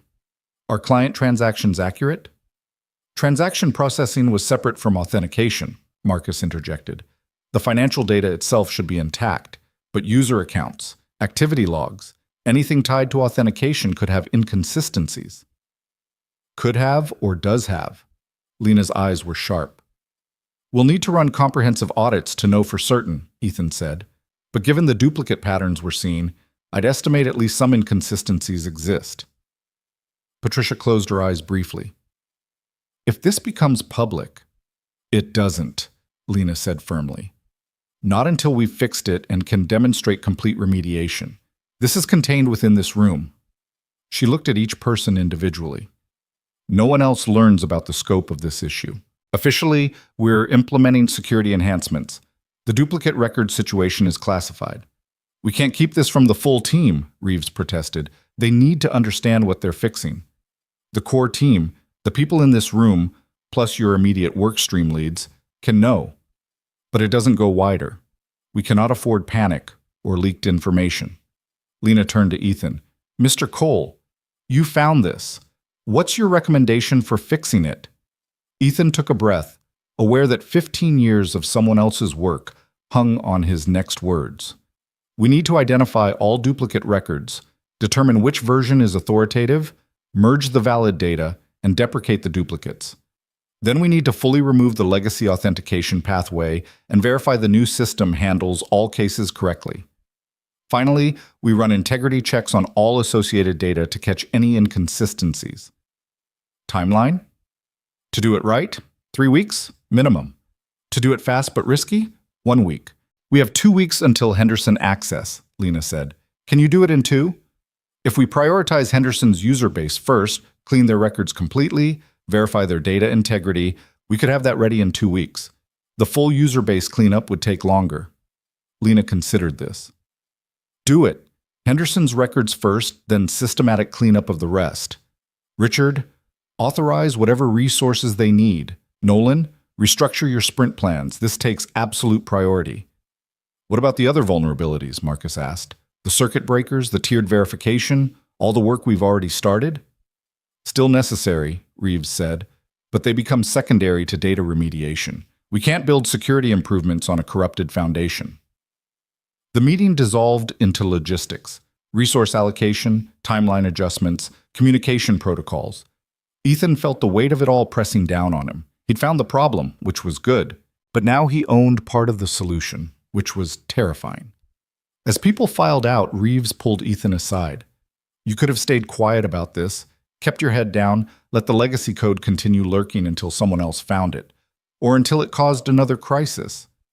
Why didn't you? Because staying quiet would have been wrong, Ethan said simply. Even knowing it makes your job significantly harder? Even knowing it might reflect poorly on me and the entire architectural team? The truth isn't about politics. It's just the truth. Reeves studied him for a long moment. Your integrity is going to cause you problems, Mr. Cole. People don't always appreciate inconvenient truths. I'm starting to understand that. Good. Stay uncomfortable. The moment you get comfortable is the moment you start compromising. Reeves clapped him on the shoulder. Now let's go figure out how to fix my mistake. The next week was brutal. Ethan's team worked 12-hour days, sometimes longer, systematically identifying duplicate records and determining which data was valid. It was tedious, painstaking work that required both technical skill and judgment calls about user behavior and data accuracy. Ahmed proved to be a coding prodigy, writing scripts that automated much of the detection process. Lisa was methodical and thorough, catching edge cases that would have slipped past everyone else. Jennifer coordinated between teams, keeping everyone aligned and preventing duplicated effort. And Ethan found himself making dozens of small decisions each day, judgment calls about data priority, risk assessments about cleanup approaches, trade-offs between speed and thoroughness. Each decision felt weighted with consequence. On Wednesday afternoon, Trevor appeared at their workstation. He'd been conspicuously absent from the remediation efforts, assigned instead to maintaining other systems, while the core team focused on the crisis. Heard you found the root cause, he said to Ethan, his tone carefully neutral. Jennifer and I found it together, Ethan replied. Right, the legacy authentication pathway that's been there for years. Trevor leaned against the desk. Must feel good being the hero again. I'm not trying to be a hero, I'm trying to fix a broken system. By exposing flaws that make the entire technical team look incompetent. Ethan set down his coffee and turned to face Trevor fully. What exactly is your problem with me? My problem? Trevor's fake friendliness dropped. My problem is that you've been here 3 weeks and you're already treated like some kind of expert. You're in executive meetings, making architectural decisions, getting credit for work that stands on the foundation people like me spent years building. And now you found this legacy code issue that makes everyone who came before you look like idiots. That's not what I'm trying to do. Doesn't matter what you're trying to do, that's the result. Trevor straightened. You know what I think? I think you got lucky. You saw one cascading failure that happened to match something you'd seen before, and you've been riding that luck ever since. But luck runs out, Ethan. And when it does, you'll be exposed as exactly what you are, an amateur playing in the professional leagues. He walked away before Ethan could respond. Jennifer, who'd been listening from her desk, rolled over. He's spiraling, she said quietly. Don't take it personally.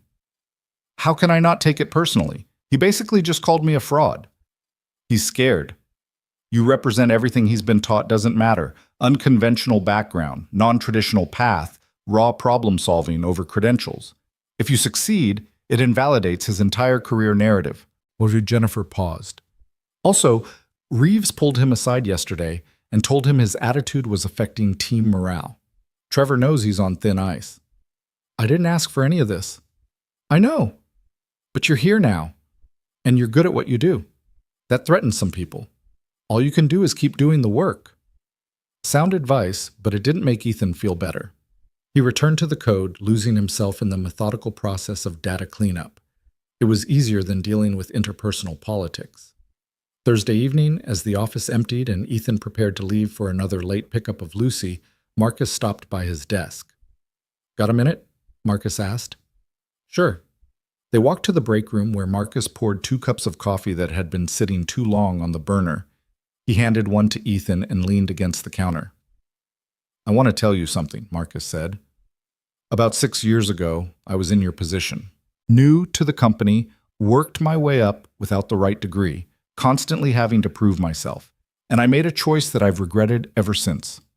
Ethan waited. There was a project, not as big as Atlas, but significant.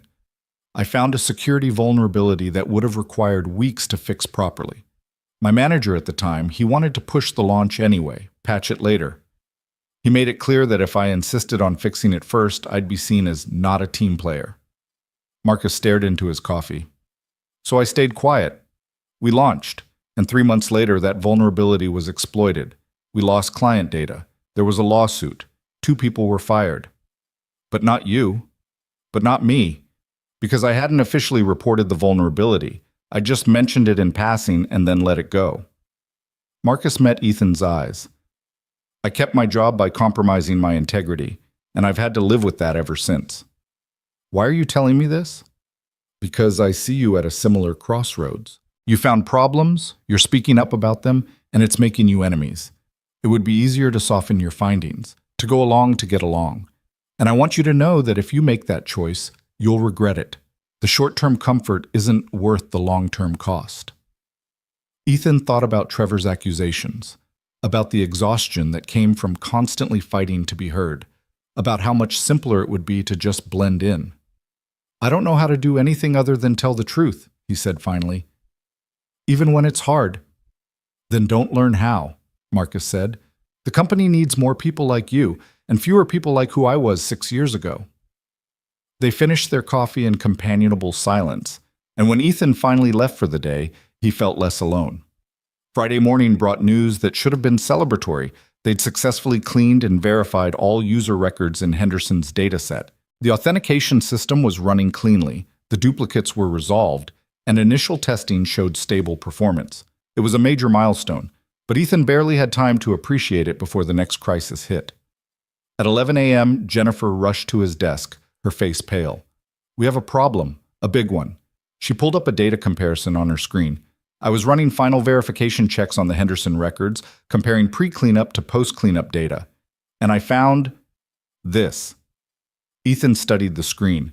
User engagement metrics, login frequencies, feature usage, transaction volumes. The pre-cleanup data showed one pattern. The post-cleanup data showed something completely different. The engagement numbers dropped, he said slowly, by almost 40%. Because the pre-cleanup data was inflated by the duplicates, Jennifer said, her voice tight.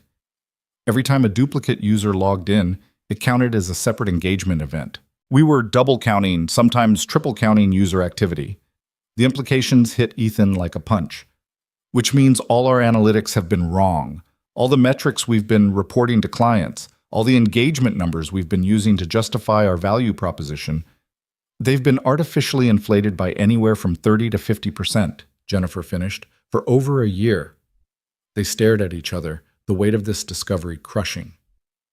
Reeves needs to know, Ethan said. Now. But Jennifer grabbed his arm. Wait. Think about this. If we report this, it doesn't just affect Atlas. It affects every client contract we've signed based on these metrics. Henderson, Chen Industries, Meridian, all of them were sold on engagement numbers that were fundamentally false. That's fraud. That's unintentional data corruption that happened to produce favorable results, Jennifer said, though she didn't sound convinced. There's a difference. Is there? If we know the numbers were wrong and we don't correct them, that's intentional deception. Jennifer released his arm, running her hands through her hair. You're right. I know you're right. But do you understand what you're about to do? You're not just exposing a technical flaw. You're potentially destroying contracts worth tens of millions of dollars. You're going to make enemies of people way above your pay grade. What's the alternative? Keep lying to our clients? No, I don't know. She took a breath. Okay, we tell Reeves.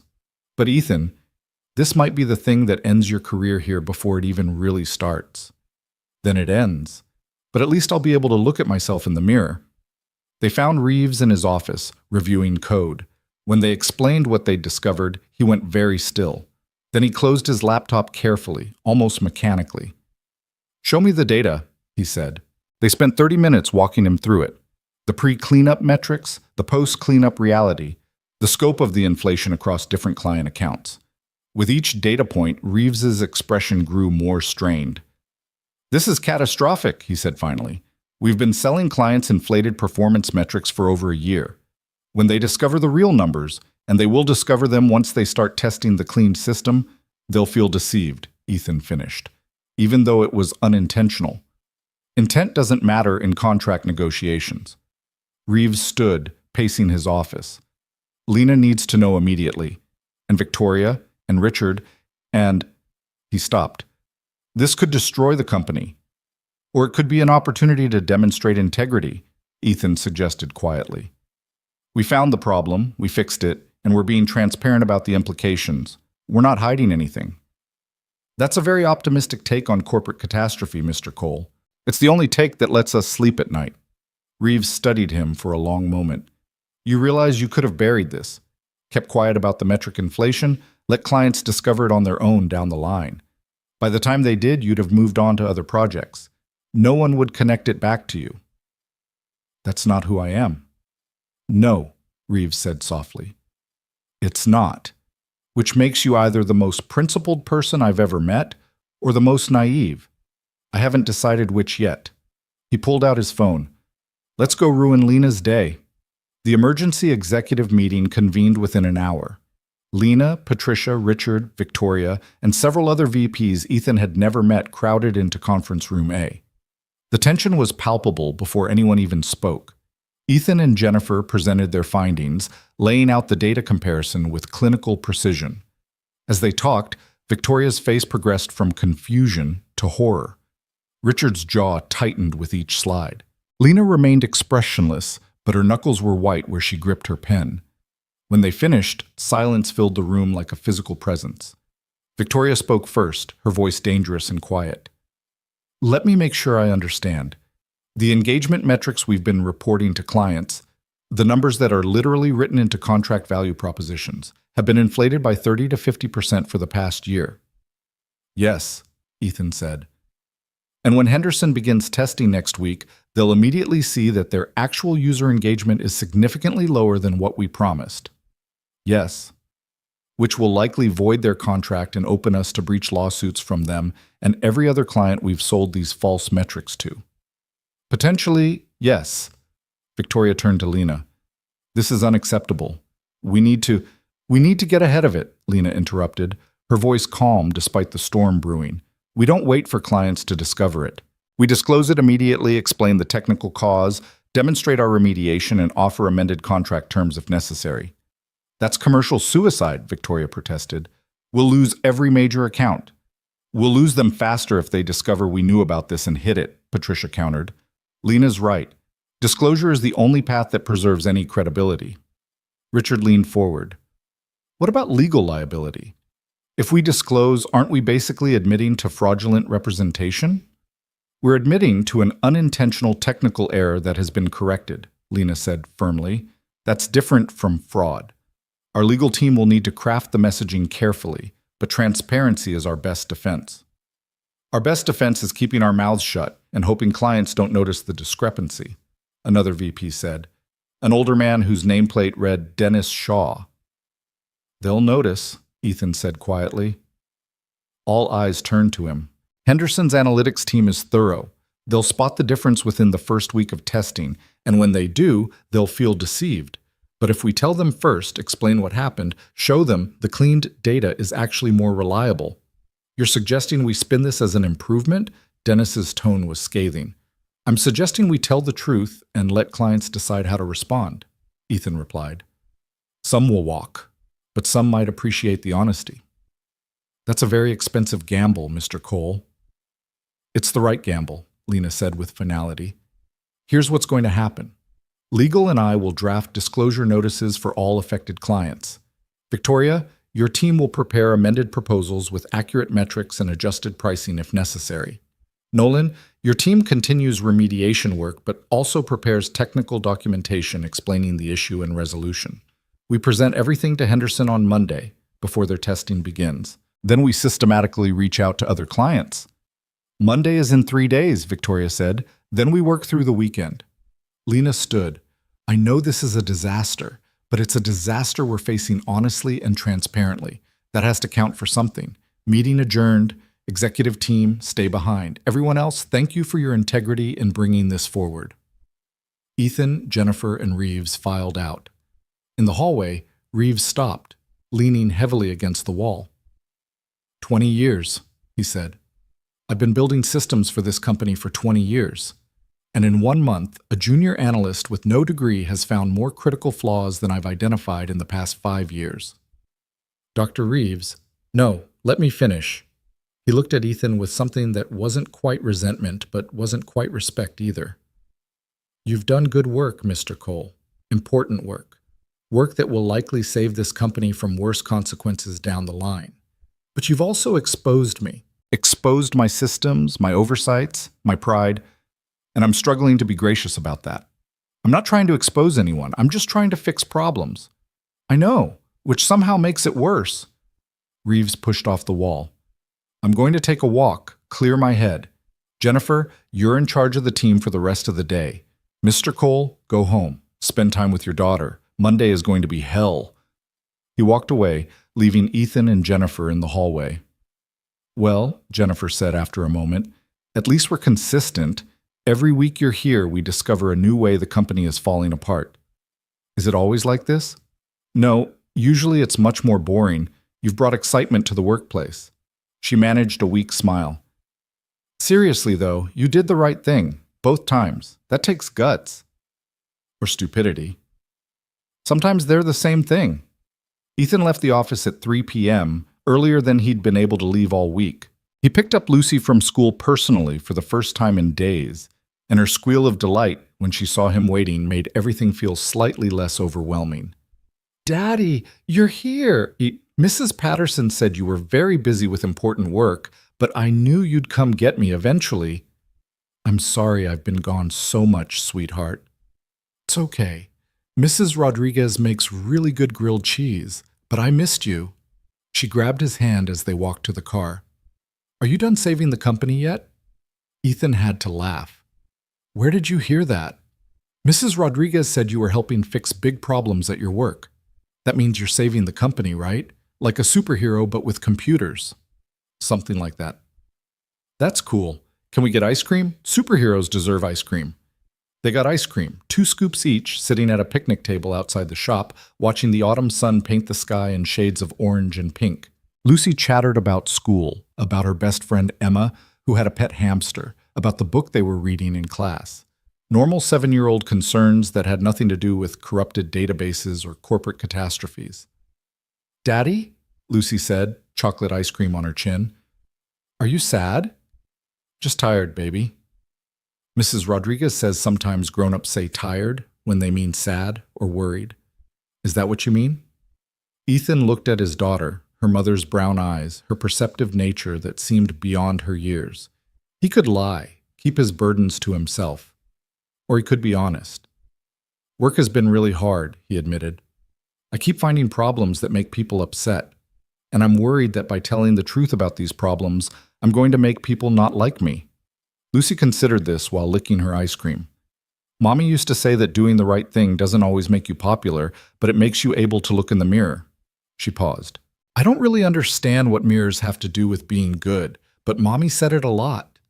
Ethan felt his throat tighten. "Your mom was very smart." "I know. That's why you married her." Lucy finished her cone. "I think you should keep telling the truth even if it makes people upset. Because then you can look in mirrors and also I'll be proud of you." "You're already proud of me?" "Super proud. You have the best job and the best brain, and also you let me have ice cream before dinner." She grinned. "Don't tell Mrs. Rodriguez about that last part." They drove home as darkness fell, and Ethan felt something settle in his chest. The situation at work was still dire. Monday would still be brutal. But he had Lucy's pride in his own integrity, and maybe that was enough. That night, after Lucy was asleep, Ethan's phone buzzed with a text from an unknown number. He opened it hesitantly. "Mr. Cole, this is Lena Whitmore. I wanted to thank you personally for your courage in bringing forward difficult truths. What you've done these past 3 weeks, identifying the cascading failure, finding the legacy code issue, exposing the metric inflation, represents the kind of ethical leadership this company needs more of. Monday will be challenging, but know that you have my full support. Your integrity is valued here, even when it's inconvenient." Ethan read it twice, then saved the number in his contacts. It helped, knowing he wasn't entirely alone in this. But sleep didn't come easily that night. He lay in bed thinking about Henderson, about the other clients who'd discover their metrics were inflated, about Trevor's accusations and Reeves's conflicted gratitude, and Jennifer's warning that his honesty might end his career.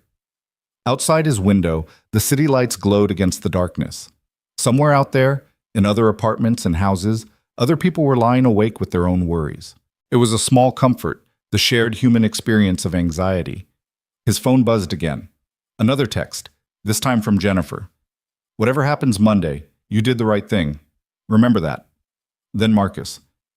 Standing with you. We'll get through this. And finally David. Integrity matters more than comfort. Sleep well if you can. Ethan set his phone down and stared at the ceiling. He'd been at Riverton Dynamics for 3 weeks. In that time, he'd helped prevent a catastrophic system failure, discovered a year-long data corruption issue, and exposed metric inflation that could cost the company millions. He'd made both allies and enemies, earned respect and resentment in equal measure.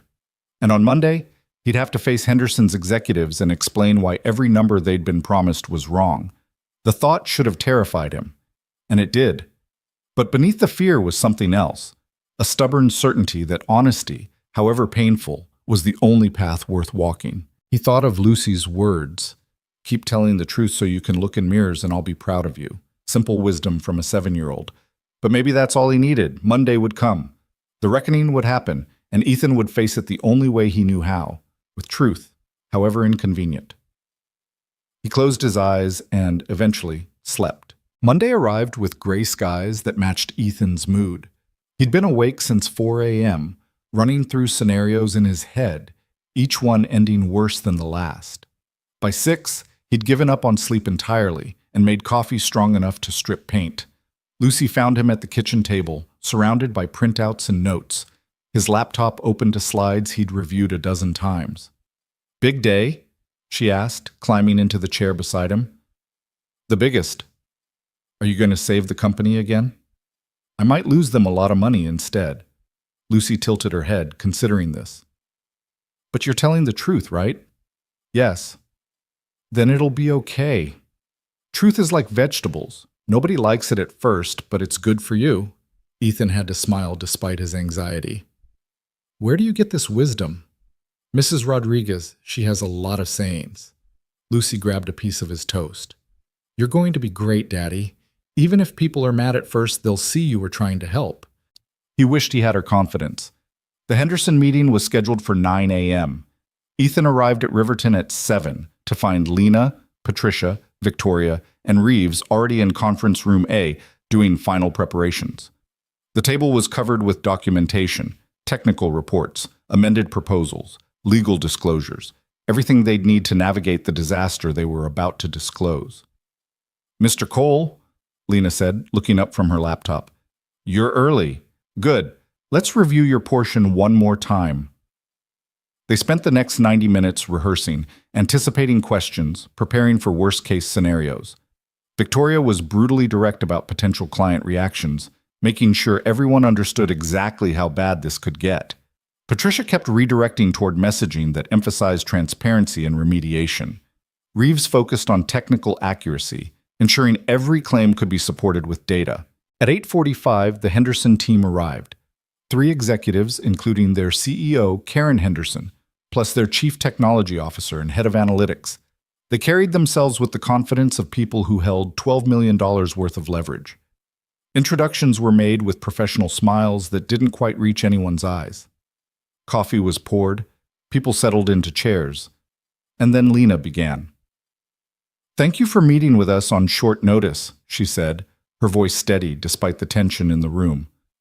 "We've asked you here because our technical team has discovered an issue that affects the metrics we've provided regarding Project Atlas. Before your testing begins, we need to ensure you have complete and accurate information."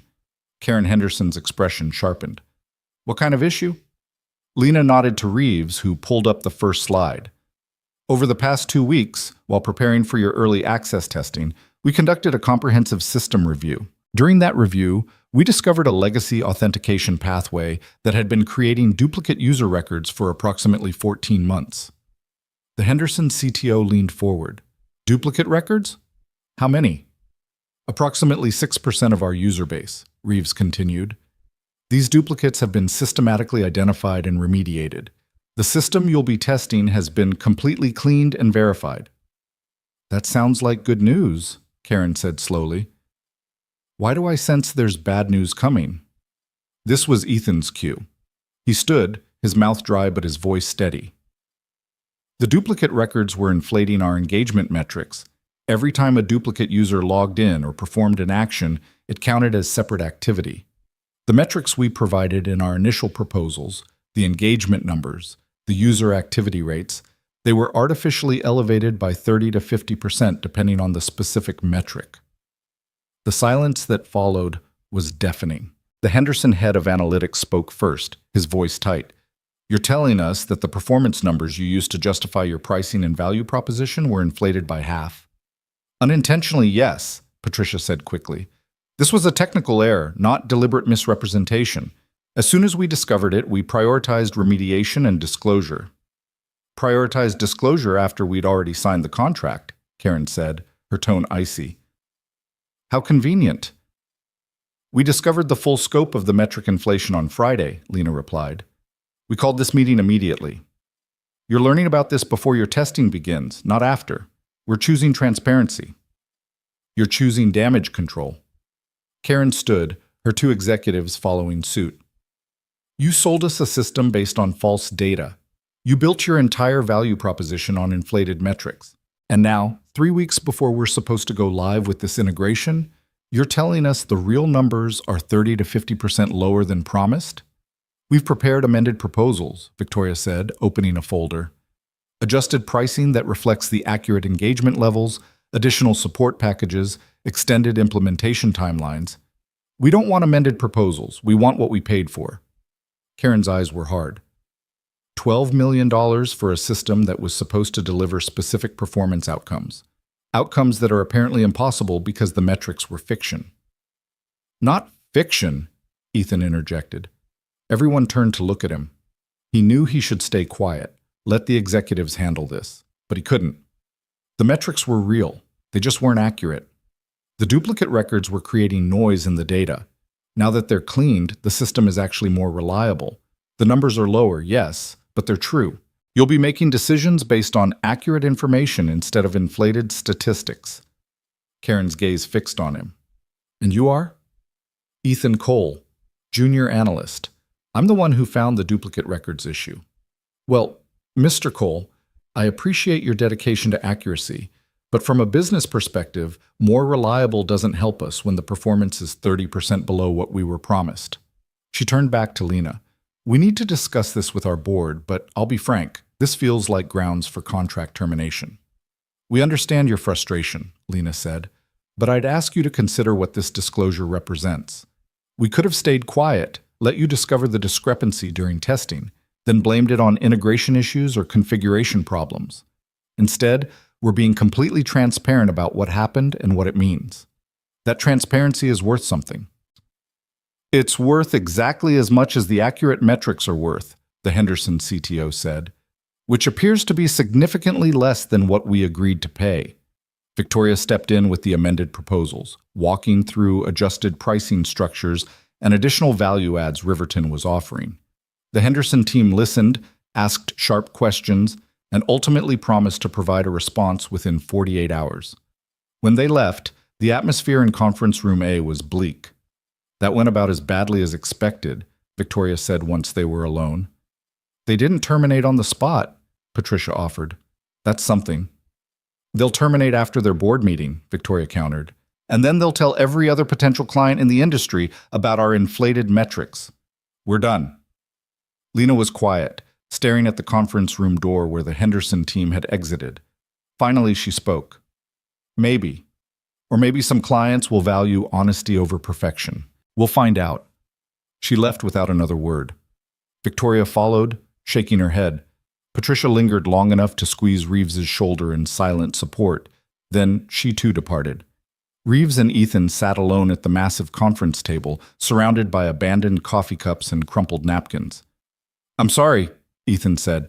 I shouldn't have spoken up during the meeting. That probably made it worse. Actually, you were the only one who sounded genuine, Reeves replied. Everyone else was doing damage control. You were just explaining the truth. He rubbed his face, suddenly looking older than his years. Not that truth seems to matter much in contract negotiations. What happens now? Now we wait for Henderson to terminate.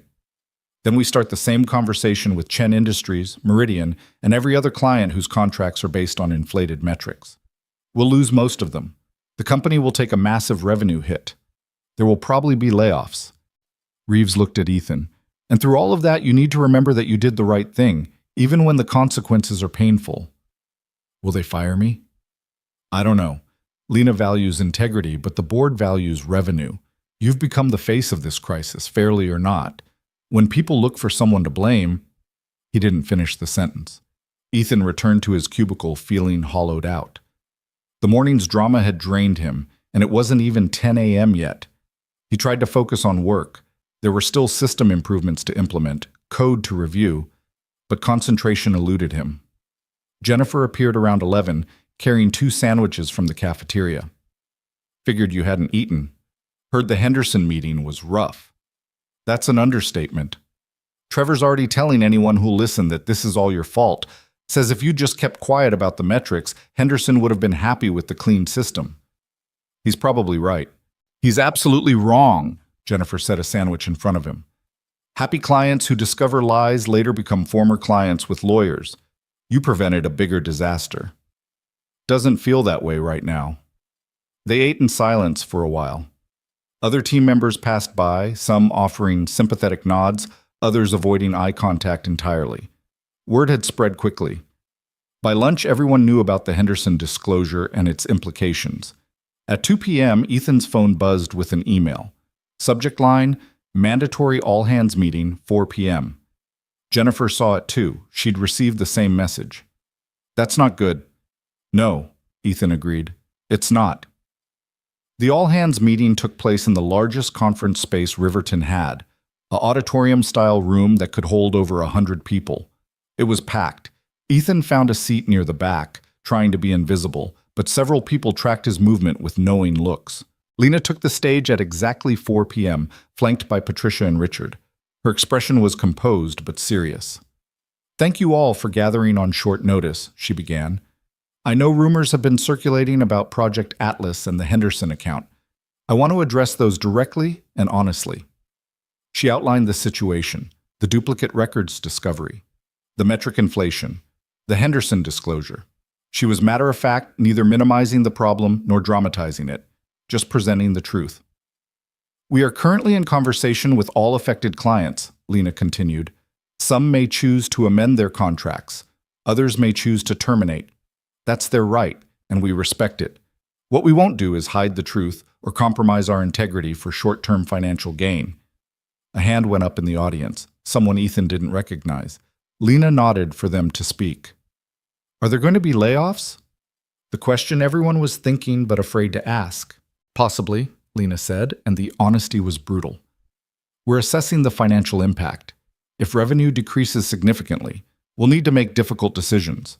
But layoffs would be a last resort, and any affected employees would receive substantial severance and support. Another hand. Who's responsible for this situation? The room went quiet. Ethan felt eyes turning toward him. Lena's gaze swept the audience. The duplicate records issue resulted from a deprecated code pathway that wasn't fully removed during a system upgrade. That's a technical oversight, not malicious intent. The person who discovered it, and I won't name names because this isn't about individual blame, did exactly what we should want all employees to do.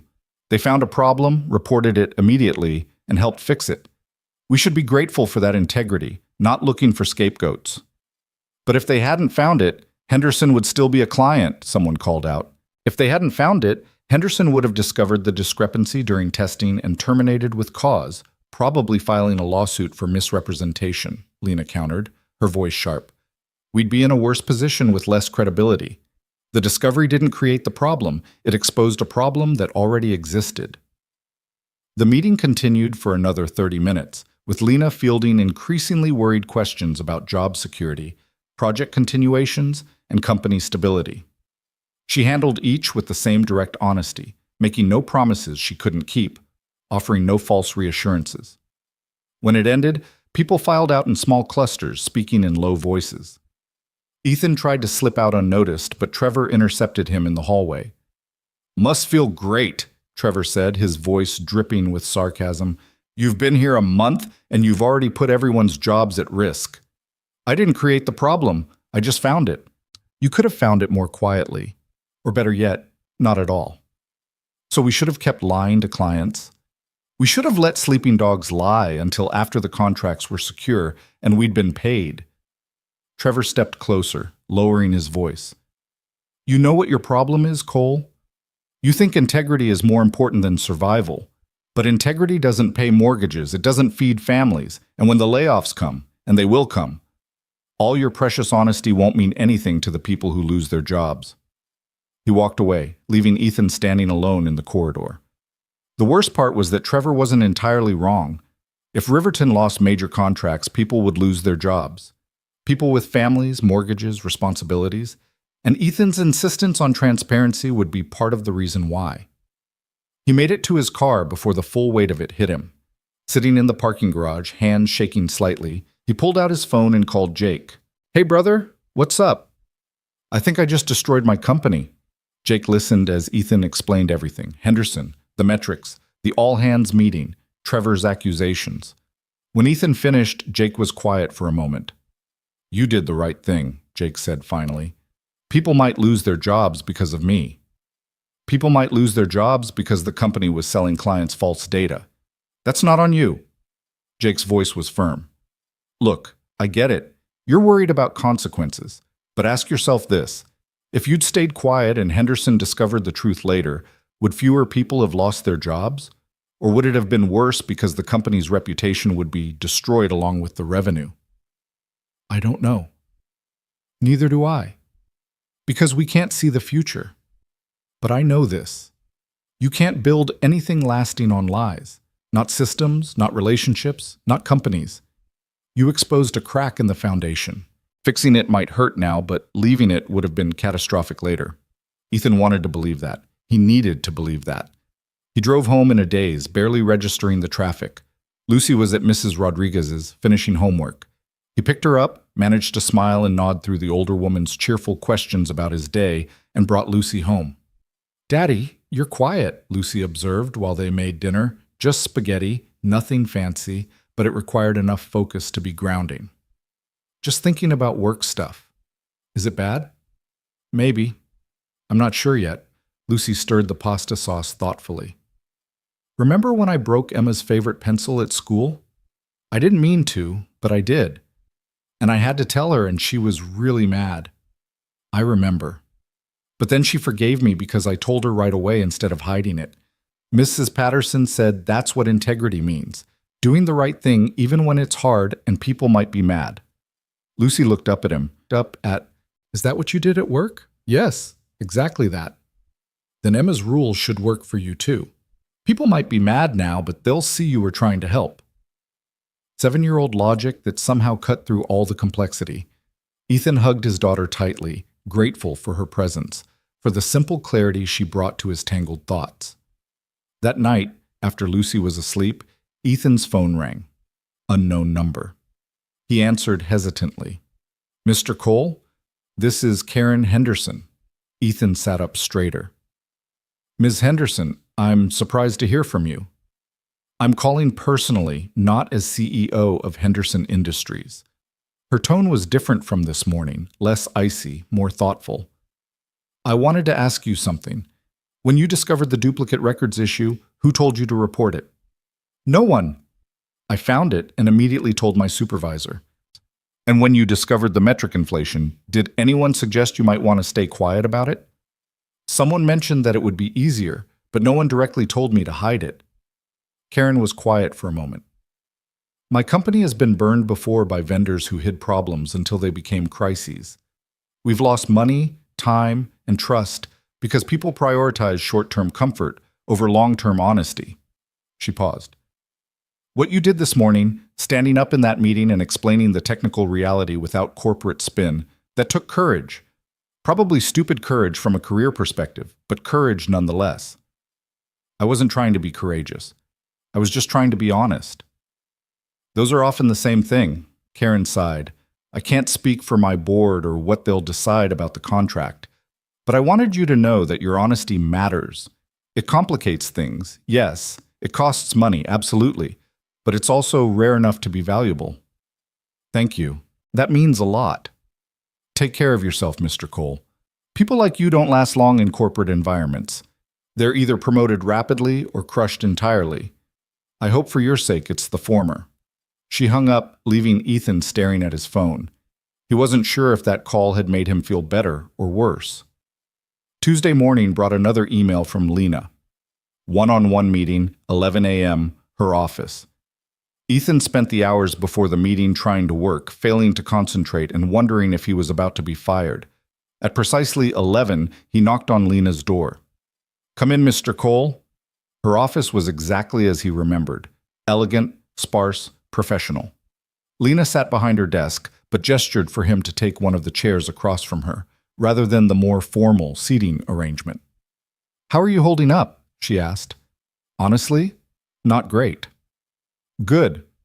If you were fine after yesterday, I'd be concerned about your grasp of reality. Lena leaned back in her chair. I wanted to meet with you for two reasons. First, to tell you that Henderson's board met last night. They've decided to continue with the amended contract. Ethan stared at her. They're staying? At a reduced rate and with additional oversight provisions, but yes, they're staying. Lena's expression was carefully neutral. Karen Henderson personally advocated for continuing the relationship. She apparently values transparency more than most. I don't know what to say.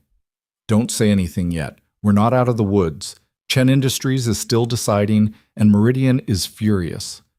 We'll likely lose at least one major contract, possibly more. But Henderson's staying is significant. It suggests that some clients will prioritize honesty over perfection. What's the second reason? Lena opened a folder on her desk. The second reason is that I need to make a decision about your future here. You've been with us for a month. In that time, you've identified multiple critical issues that my senior technical team missed. You've demonstrated integrity even when it was professionally risky. And you've also become somewhat controversial. Trevor's not the only one who thinks I should have stayed quiet. No, he's not. Several people have expressed concern that you're too willing to expose problems without considering political implications. There's a perception that you don't understand how corporate environments work. Lena paused. They're right, by the way. You don't understand corporate politics. You just do what you think is right and deal with the consequences. Is that a problem? It depends on your perspective. From a political standpoint, it makes you a liability. You're unpredictable, potentially disruptive, likely to say inconvenient truths at inconvenient times. Lena met his eyes. From a company health standpoint, you're exactly what we need. Ethan waited, not sure where this was going. I'm promoting you, Lena said. Senior analyst, effective immediately. 20% salary increase, direct report to Dr. Reeves, and a mandate to continue doing exactly what you've been doing, finding problems, and reporting them honestly. You're promoting me after I nearly destroyed the Henderson contract? You nearly saved us from a lawsuit by exposing the problem before they discovered it themselves. That's worth a promotion. Lena slid a paper across the desk. There are conditions. You'll be working on a special task force focused on comprehensive system audits. We're going to review every major project for similar vulnerabilities. It will be tedious, detail-oriented work that will make you even more unpopular with people who don't want their systems scrutinized. But it's necessary. Ethan picked up the paper, a formal promotion letter, complete with new salary details that made his eyes widen. This is more than 20%. I rounded up. Consider it hazard pay for dealing with Trevor. Lena almost smiled. Do you accept? Yes. Absolutely yes, thank you. Don't thank me yet. This promotion comes with a target on your back. People who resent your rapid advancement, people who feel exposed by your audits, people who preferred it when problems stayed hidden. You'll need to develop thicker skin and better political instincts. I'm not sure I'm capable of either. Then you'll learn or you'll burn out. But either way, you'll do it with integrity intact. Lena stood, extending her hand. Welcome to senior leadership, Mr. Cole. Try not to save the company more than once per quarter. It's exhausting. Ethan shook her hand, still processing. Senior analyst. Direct report to Reeves. 25% salary increase. He'd done the math quickly. It was enough to cover rent comfortably, enough to start saving, enough to feel like he and Lucy might actually be okay. He left Lena's office in a daze, the promotion letter folded carefully in his jacket pocket. In the hallway, he ran into Patricia. "I heard congratulations are in order," she said warmly. "Senior analyst. Well deserved." "Thank you, though I'm not sure everyone will agree it's deserved." "Not everyone needs to agree. Lena does, and that's what matters." Patricia lowered her voice. "Between us, you've caused quite the stir. The exec team is split. Half think you're the best thing that's happened to our quality control in years. Half think you're a loose cannon who doesn't understand business realities. Lena clearly falls in the first camp. And you? I think you're exactly what this company needs, even if what we need isn't always comfortable." Patricia smiled. "Keep doing what you're doing. Just maybe develop a slightly better sense of timing for your truth bombs." She walked away, leaving Ethan to wonder if better timing was even possible. Problems didn't wait for convenient moments. He returned to his cubicle to find Jennifer waiting with a bottle of sparkling cider and 2 plastic cups. "Heard about the promotion," she said, pouring cider. "I'd say you earned it, but honestly, you earned it about 3 times over." "Henderson's staying," Ethan said. "Did you hear that?" "I heard. Karen Henderson apparently told Victoria that she trusted companies willing to admit mistakes more than companies that pretended to be perfect, which is either very enlightened or very naive. I haven't decided which." Jennifer raised her cup. "To uncomfortable truths and the idiots brave enough to tell them." Ethan clinked his cup against hers. "To uncomfortable truths." They drank, and for a moment things felt almost normal. Then Trevor appeared at the cubicle entrance. "Senior analyst," he said flatly. "Congratulations." Trevor, "No, really, congratulations. 1 month to senior level. That must be some kind of record." His smile was knife sharp. "Of course, it helps when you're willing to throw the entire company under the bus to make yourself look good." "That's not what happened," Jennifer said, her voice hard. "Isn't it? Ethan finds problems, reports them publicly, makes everyone else look incompetent, and gets promoted for it. Seems pretty clear to me." Trevor focused on Ethan. "Enjoy your promotion. Just remember that meteoric rises tend to end in meteoric falls, and when you crash, there won't be anyone there to catch you." He left before either of them could respond. "He's going to be a problem," Jennifer said quietly. "He already is a problem. No, I mean a serious problem. Trevor has connections on the board, family ties to one of the original investors. He can make noise that matters." Jennifer looked worried. "Watch your back, Ethan. Seriously." The warning settled over him like a weight. But there was nothing he could do about Trevor's resentment except keep doing his job well and hope that competence mattered more than politics. The rest of the week passed in a blur of meetings and system audits. Ethan's new role came with new responsibilities: leading the task force review, coordinating between departments, presenting findings to executive leadership. It was overwhelming and exciting and terrifying all at once. Chen Industries decided to terminate their contract. Meridian negotiated an amended agreement at significantly reduced rates. 2 smaller clients also walked. The financial impact was substantial. Riverton's quarterly revenue projections dropped by nearly 30%. Richard called an executive meeting Friday afternoon to discuss cost-cutting measures. Ethan wasn't invited, but he heard about it from Reeves afterward. "There will be layoffs," Reeves said, his voice heavy. "Not massive, but significant. Probably 20 to 30 people across various departments, mostly in sales and business development, since that's where the revenue loss hit hardest." "When?" "End of month. HR is preparing packages now." Reeves looked at Ethan. "Your name came up in the meeting. Trevor's family connection pushed for including you in the layoffs. They argued that your disruption of client relationships justified termination despite the promotion." Ethan's stomach dropped. And Lena shut it down immediately, said that terminating the person who exposed our vulnerabilities would send exactly the wrong message about company values. Richard backed her up from a legal perspective. Firing you now would look like retaliation for whistleblowing, even though you're not technically a whistleblower. Reeves paused. But the fact that it came up at all should tell you something about the opposition you're facing. People want me gone. Some people want anyone who makes them uncomfortable gone. That's not about you personally, it's about human nature and corporate politics. Reeves pulled out a chair, sitting heavily. I've been thinking a lot about integrity this past month, about what it costs and what it's worth, and I've realized something. What's that? For 20 years, I've been playing it safe, building systems that work well enough, making incremental improvements, never rocking the boat too hard. I told myself I was being professional, being strategic, but really, I was being comfortable. Reeves met Ethan's eyes. You've made me deeply uncomfortable, Mr. Cole, and I'm grateful for that, because comfortable is where systems rot from the inside. It was perhaps the most personal thing Reeves had ever said to him. I don't want people to lose their jobs because of what I found, Ethan said quietly. People are losing their jobs because we built systems on false foundations, and those foundations finally cracked. You're not the crack. You're the person who noticed it before the whole building fell down. Reeves stood. The layoffs will be hard, but they would have been worse if we'd continued selling clients inflated metrics until the lawsuit started. Remember that. Ethan tried to remember it through the weekend as he played with Lucy at the park, helped her with a school project about the solar system, and tried to pretend everything was fine. She sensed his distraction, of course. She always did. But she didn't push, just stayed close and offered occasional hugs. On Sunday evening, his phone rang. Marcus.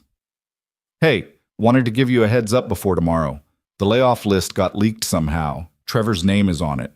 Ethan sat down slowly. Trevor's being laid off? Yeah, apparently his work on the transaction module didn't meet expectations, and with the revenue cuts, they're trimming senior analyst positions. He's one of 3 in technical departments. Marcus paused. He's going to blame you, you know. Even though I had nothing to do with it? Especially because you had nothing to do with it. You got promoted, he got cut. That's all the narrative he needs.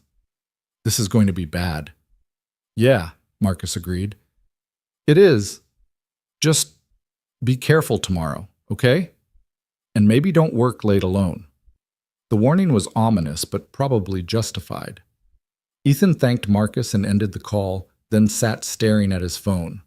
He thought about Trevor, arrogant, territorial, threatened. He thought about the promotion he'd received just days ago while others were losing their jobs. He thought about how it would look from the outside, how easy it would be to construct a narrative where Ethan was the villain. And he thought about integrity, about truth, about the cost of doing what's right. Lucy appeared beside him, climbing into his lap despite being 7 and arguably too big for it. You're worried again, she observed. I'm worried a lot lately. Is it because of the work problems? Yes. Are you still telling the truth? Always. Then it'll work out. She said it with such absolute certainty, such complete faith in the fundamental fairness of the universe, that Ethan almost believed her. He held his daughter close, breathing in the strawberry scent of her shampoo, feeling her heartbeat against his chest. Whatever happened tomorrow at work, whatever anger Trevor directed at him, whatever consequences followed from his honesty, this moment was real and good and worth protecting. I love you, Lucy girl. Love you too, Daddy, more than all the stars. More than all the stars, he echoed. Monday morning arrived too soon. Ethan dropped Lucy at school, drove to Riverton, and walked into the building with a sense of foreboding he couldn't shake. The lobby was quieter than usual, people speaking in hushed voices, avoiding eye contact.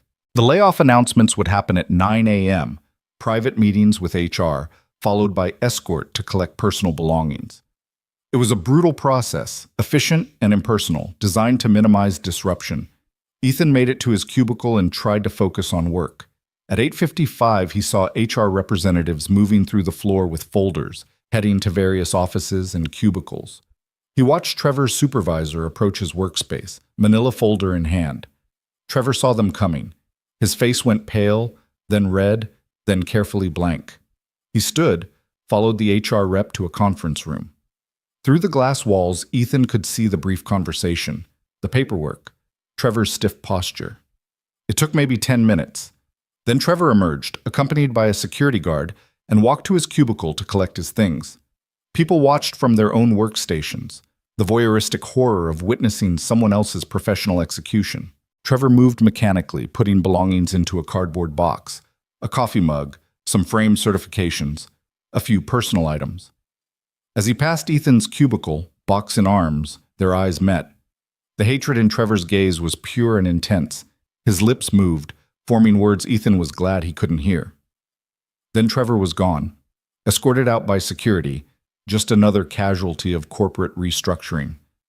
Jennifer appeared at Ethan's cubicle 20 minutes later, her face pale. "Did you see?" "I saw. There's going to be fallout from this. Trevor won't go quietly." "I know." And Ethan did know. Whatever came next, whatever Trevor did with his anger and resentment, it would be directed at him. The consequences of integrity were piling up. Henderson's reduced contract, Chen's termination, 28 layoffs including Trevor. Each one could be traced back, directly or indirectly, to the problems Ethan had exposed. He'd done the right thing. He was sure of that. But the right thing came with a price that others were paying. And that knowledge sat heavy in his chest as he returned to work, trying to focus on system audits and code reviews while the ghost of Trevor's hatred lingered in his mind. The office felt different now, lighter in headcount but heavier in atmosphere. Survivors walked carefully, grateful to have jobs but aware of how quickly that could change. And Ethan, promoted and protected, felt the weight of his own survival guilt mixing with the satisfaction of maintained integrity. It was a complicated feeling. But then, truth usually was. The week following the layoffs felt like walking through a minefield. Ethan came to work each day expecting consequences, expecting Trevor's promised retaliation, expecting the other shoe to drop. But days passed with relative quiet, tense and uncomfortable, but quiet. The System Audit Task Force consumed his attention. Ethan led a team of 6 engineers through comprehensive reviews of every major project, documenting vulnerabilities, proposing fixes, and presenting findings to increasingly nervous department heads. Nobody wanted to be the next person whose system had critical flaws exposed. On Wednesday afternoon, Jennifer burst into the conference room where Ethan was reviewing transaction logs with David and Lisa. "We have a problem," she said, her voice tight. "A big one." Ethan felt his stomach drop. "What kind of problem?" "Henderson problem. Their analytics team just reported anomalies in their test data. They're seeing transaction failures that shouldn't be possible with the clean system." David was already pulling up his laptop. "What kind of failures?" "Authentication loops, similar to the original cascading pattern.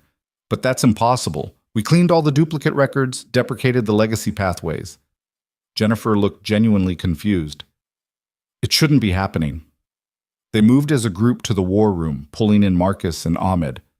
For the next 2 hours, they dug through logs, traced code paths, and ran diagnostics. The pattern was clear. Henderson's test environment was experiencing exactly the kind of verification loops they'd spent weeks eliminating. "It's like the legacy code is still active," Lisa said, staring at the error patterns. "But we removed it. I personally verified the deprecation."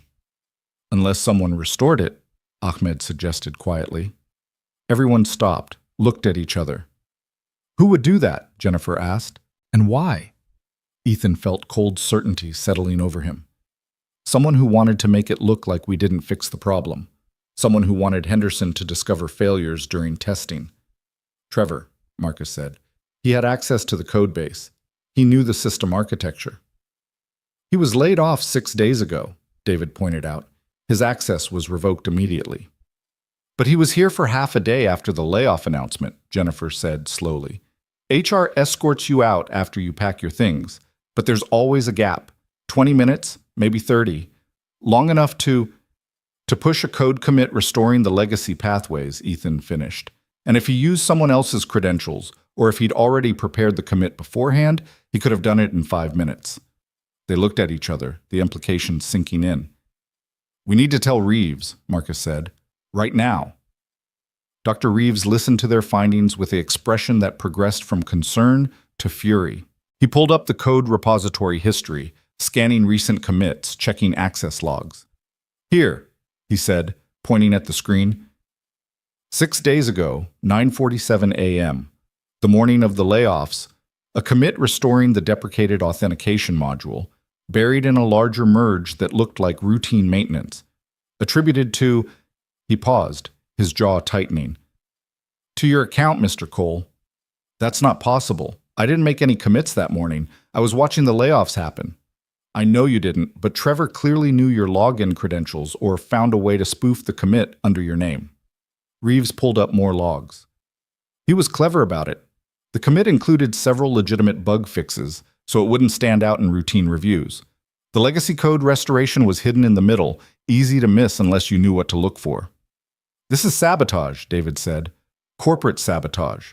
We need to call legal. And law enforcement, Jennifer added.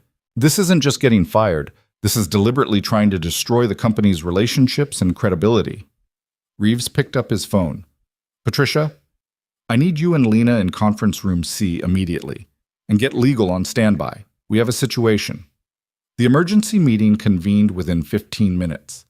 Lena listened to their presentation with an expression of controlled fury that was somehow more frightening than open anger. Patricia took notes rapidly.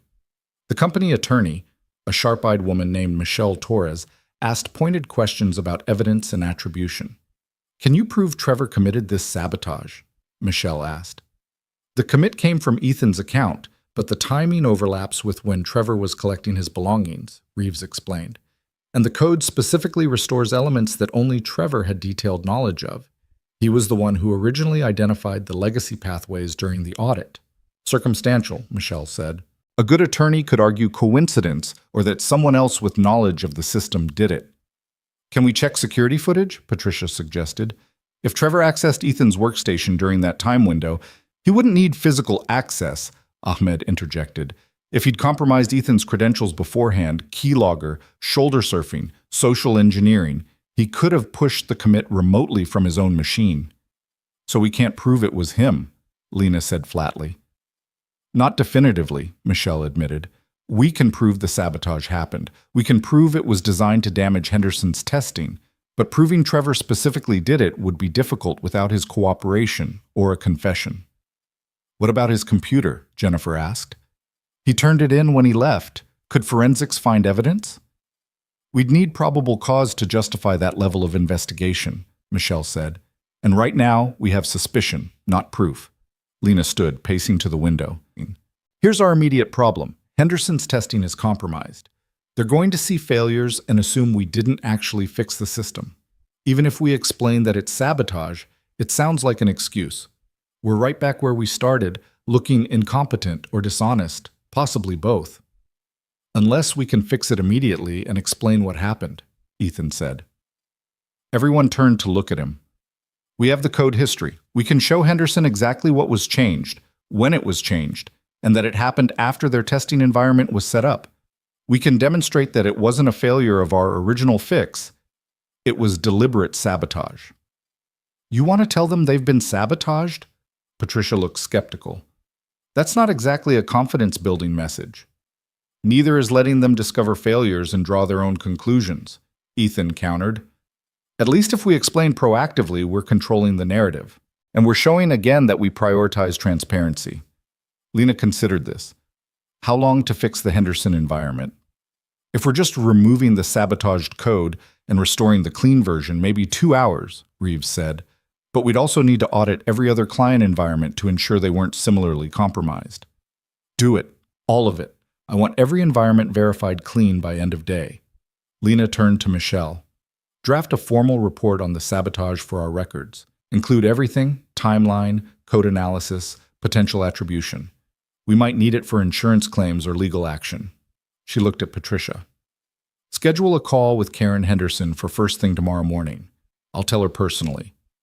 And Trevor, Marcus asked, are we pursuing legal action? That's a question for the board and our attorneys, Lena said. But yes, we'll be exploring options. This kind of sabotage could have destroyed client relationships worth millions. There have to be consequences. The meeting broke up with marching orders for everyone. Ethan's team returned to the war room and spent the next 6 hours methodically reviewing every line of code in every client environment. They found 2 more instances of the sabotaged code, both in smaller client accounts that hadn't started testing yet.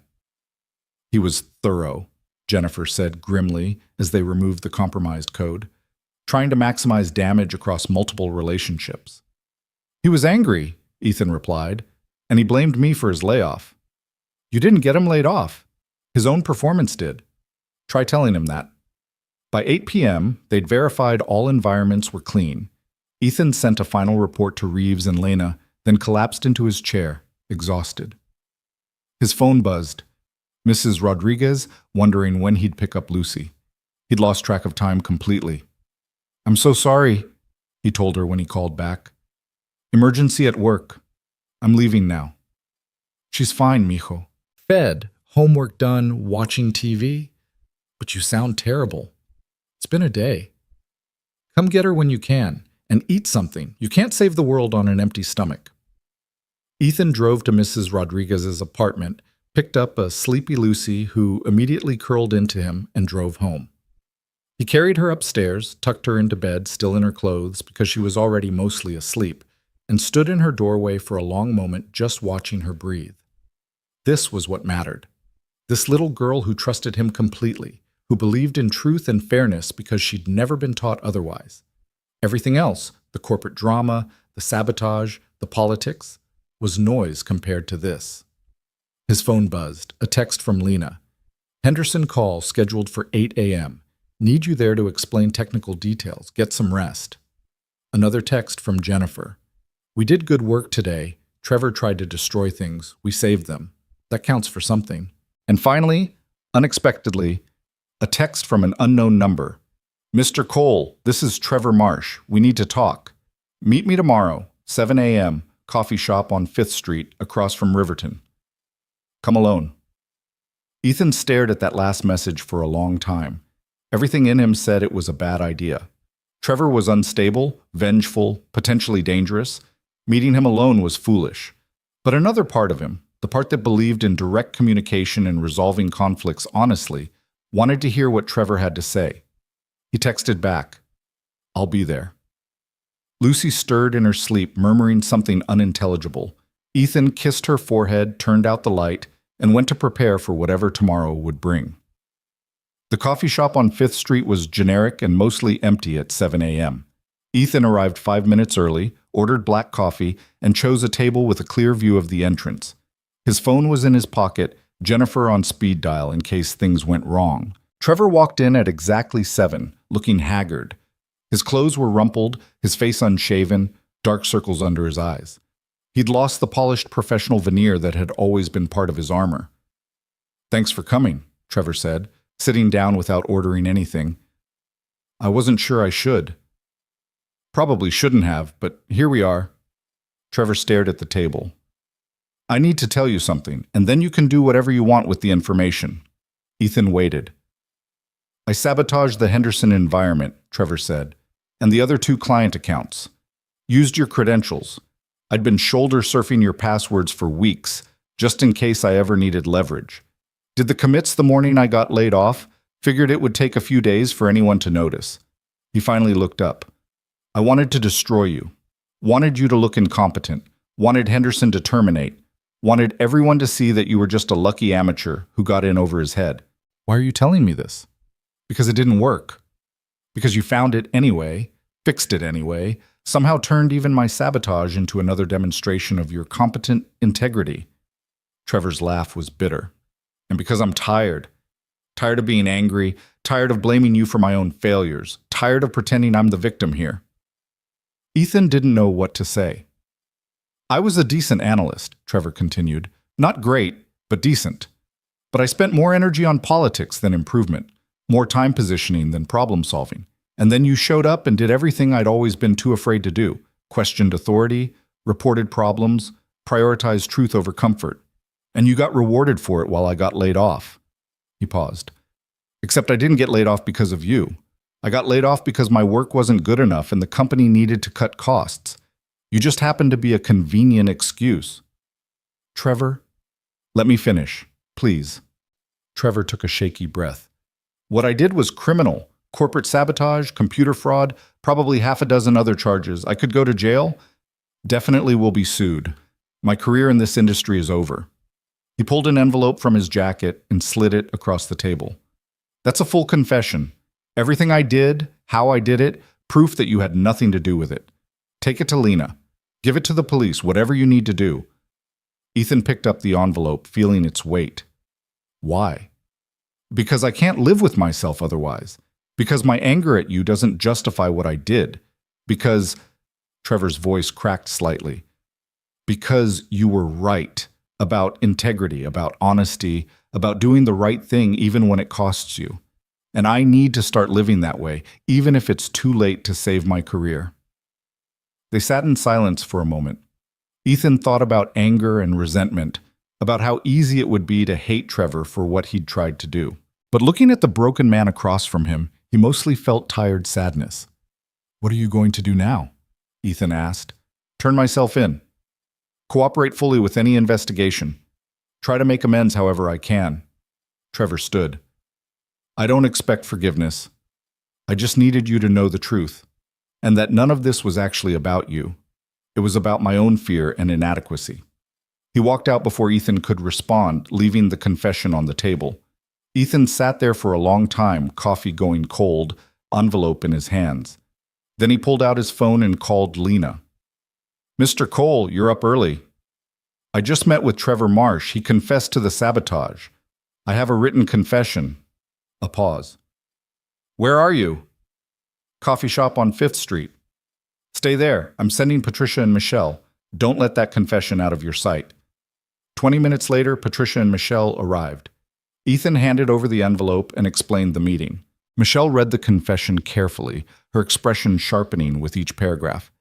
This is comprehensive, she said. Dates, methods, motivation.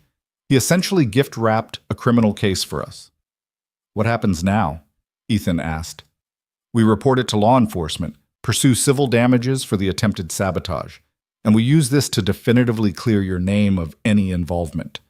Michelle looked at him carefully. How do you feel about Trevor? Honestly, mostly sad.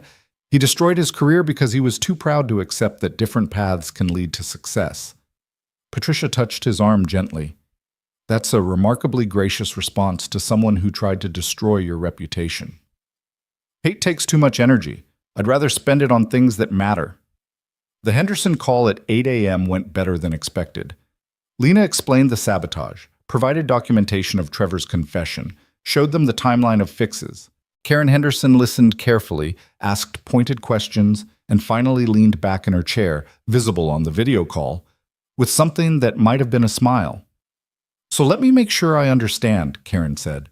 You discovered sabotage in your system, identified and removed it within hours, proactively disclosed it to us before we discovered it ourselves, and provided a full confession from the perpetrator. That's correct, Lena confirmed. And the saboteur was caught because your team was thorough enough to notice code anomalies during routine testing. Yes. Karen looked at someone off screen, then back at the camera. Ms. Whitmore, in my 20 years of working with technology vendors, I have never, and I mean never, encountered a company that handles problems with this level of transparency and speed. Most would have hidden the sabotage, blamed it on us, or tried to paper over it somehow. She paused. Our board was already impressed that we stayed with you after the metric disclosure. This seals it. We're not just continuing the contract, we're expanding it. We want Riverton handling our entire data infrastructure upgrade. Lena's composure cracked slightly. Expanding? Our CTO will send over the proposal details, but we're looking at approximately $18 million over 4 years. Assuming you're interested. We're interested. Good. I'll expect your team's proposal within 2 weeks. Karen's expression softened slightly. And Ms. Whitmore, tell that junior analyst who keeps finding all your problems that he's doing excellent work. Companies need more people willing to tell inconvenient truths. After the call ended, Lena sat very still for a moment. Then she looked at Ethan, who'd been present for the technical details, and started laughing. It was the first time he'd seen her lose her professional composure completely. We just turned corporate sabotage into an $18 million contract expansion, she said. I don't even know how that happened. Honesty happened, Patricia said, smiling. Turns out some clients actually value it. Who knew? Lena composed herself, straightening her jacket. Mr. Cole, thank you for meeting with Trevor this morning. That took courage, and the confession will be crucial for legal proceedings. He was just tired of living with his own guilt, Ethan said. I didn't really do anything. You gave him the space to confess. That's not nothing. Lena stood. Take the rest of the day off. Spend it with your daughter. You've earned it. Ethan didn't argue. He left the office at 9 a.m., picked up Lucy early from school claiming a family emergency, which wasn't entirely untrue, and took her to the zoo. They spent the day looking at elephants and tigers and red pandas, eating overpriced ice cream, and talking about everything except work. Daddy, you're smiling, Lucy observed as they watched penguins waddle around their habitat. I am. Is that weird? You haven't smiled this much in forever. Did something good happen at work? Something very good. The problems got solved. All of them? Most of them. Some are still there, but they're manageable. Lucy took his hand. I'm proud of you. For fixing things and telling the truth even when it was scary. Where do you get this wisdom? You're 7. Mrs. Rodriguez says wisdom doesn't have an age limit. It just takes paying attention. Lucy swung their joined hands. Can we see the meerkats next? We can see whatever you want. They stayed until the zoo closed, then went for pizza. The good place again, because Ethan's next paycheck would include the salary increase, and he could afford small celebrations. Lucy beat him at skee-ball 3 times in a row and declared herself the champion of the world.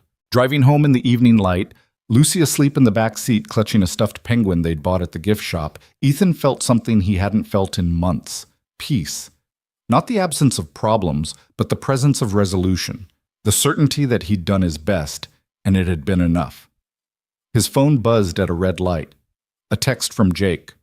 Heard through the grapevine that Henderson expanded their contract. Brother, you're killing it. So proud of you. Another from Jennifer. Trevor's confession is all over the company intranet. You're officially vindicated. Also, drinks to celebrate whenever you're free. You've earned them.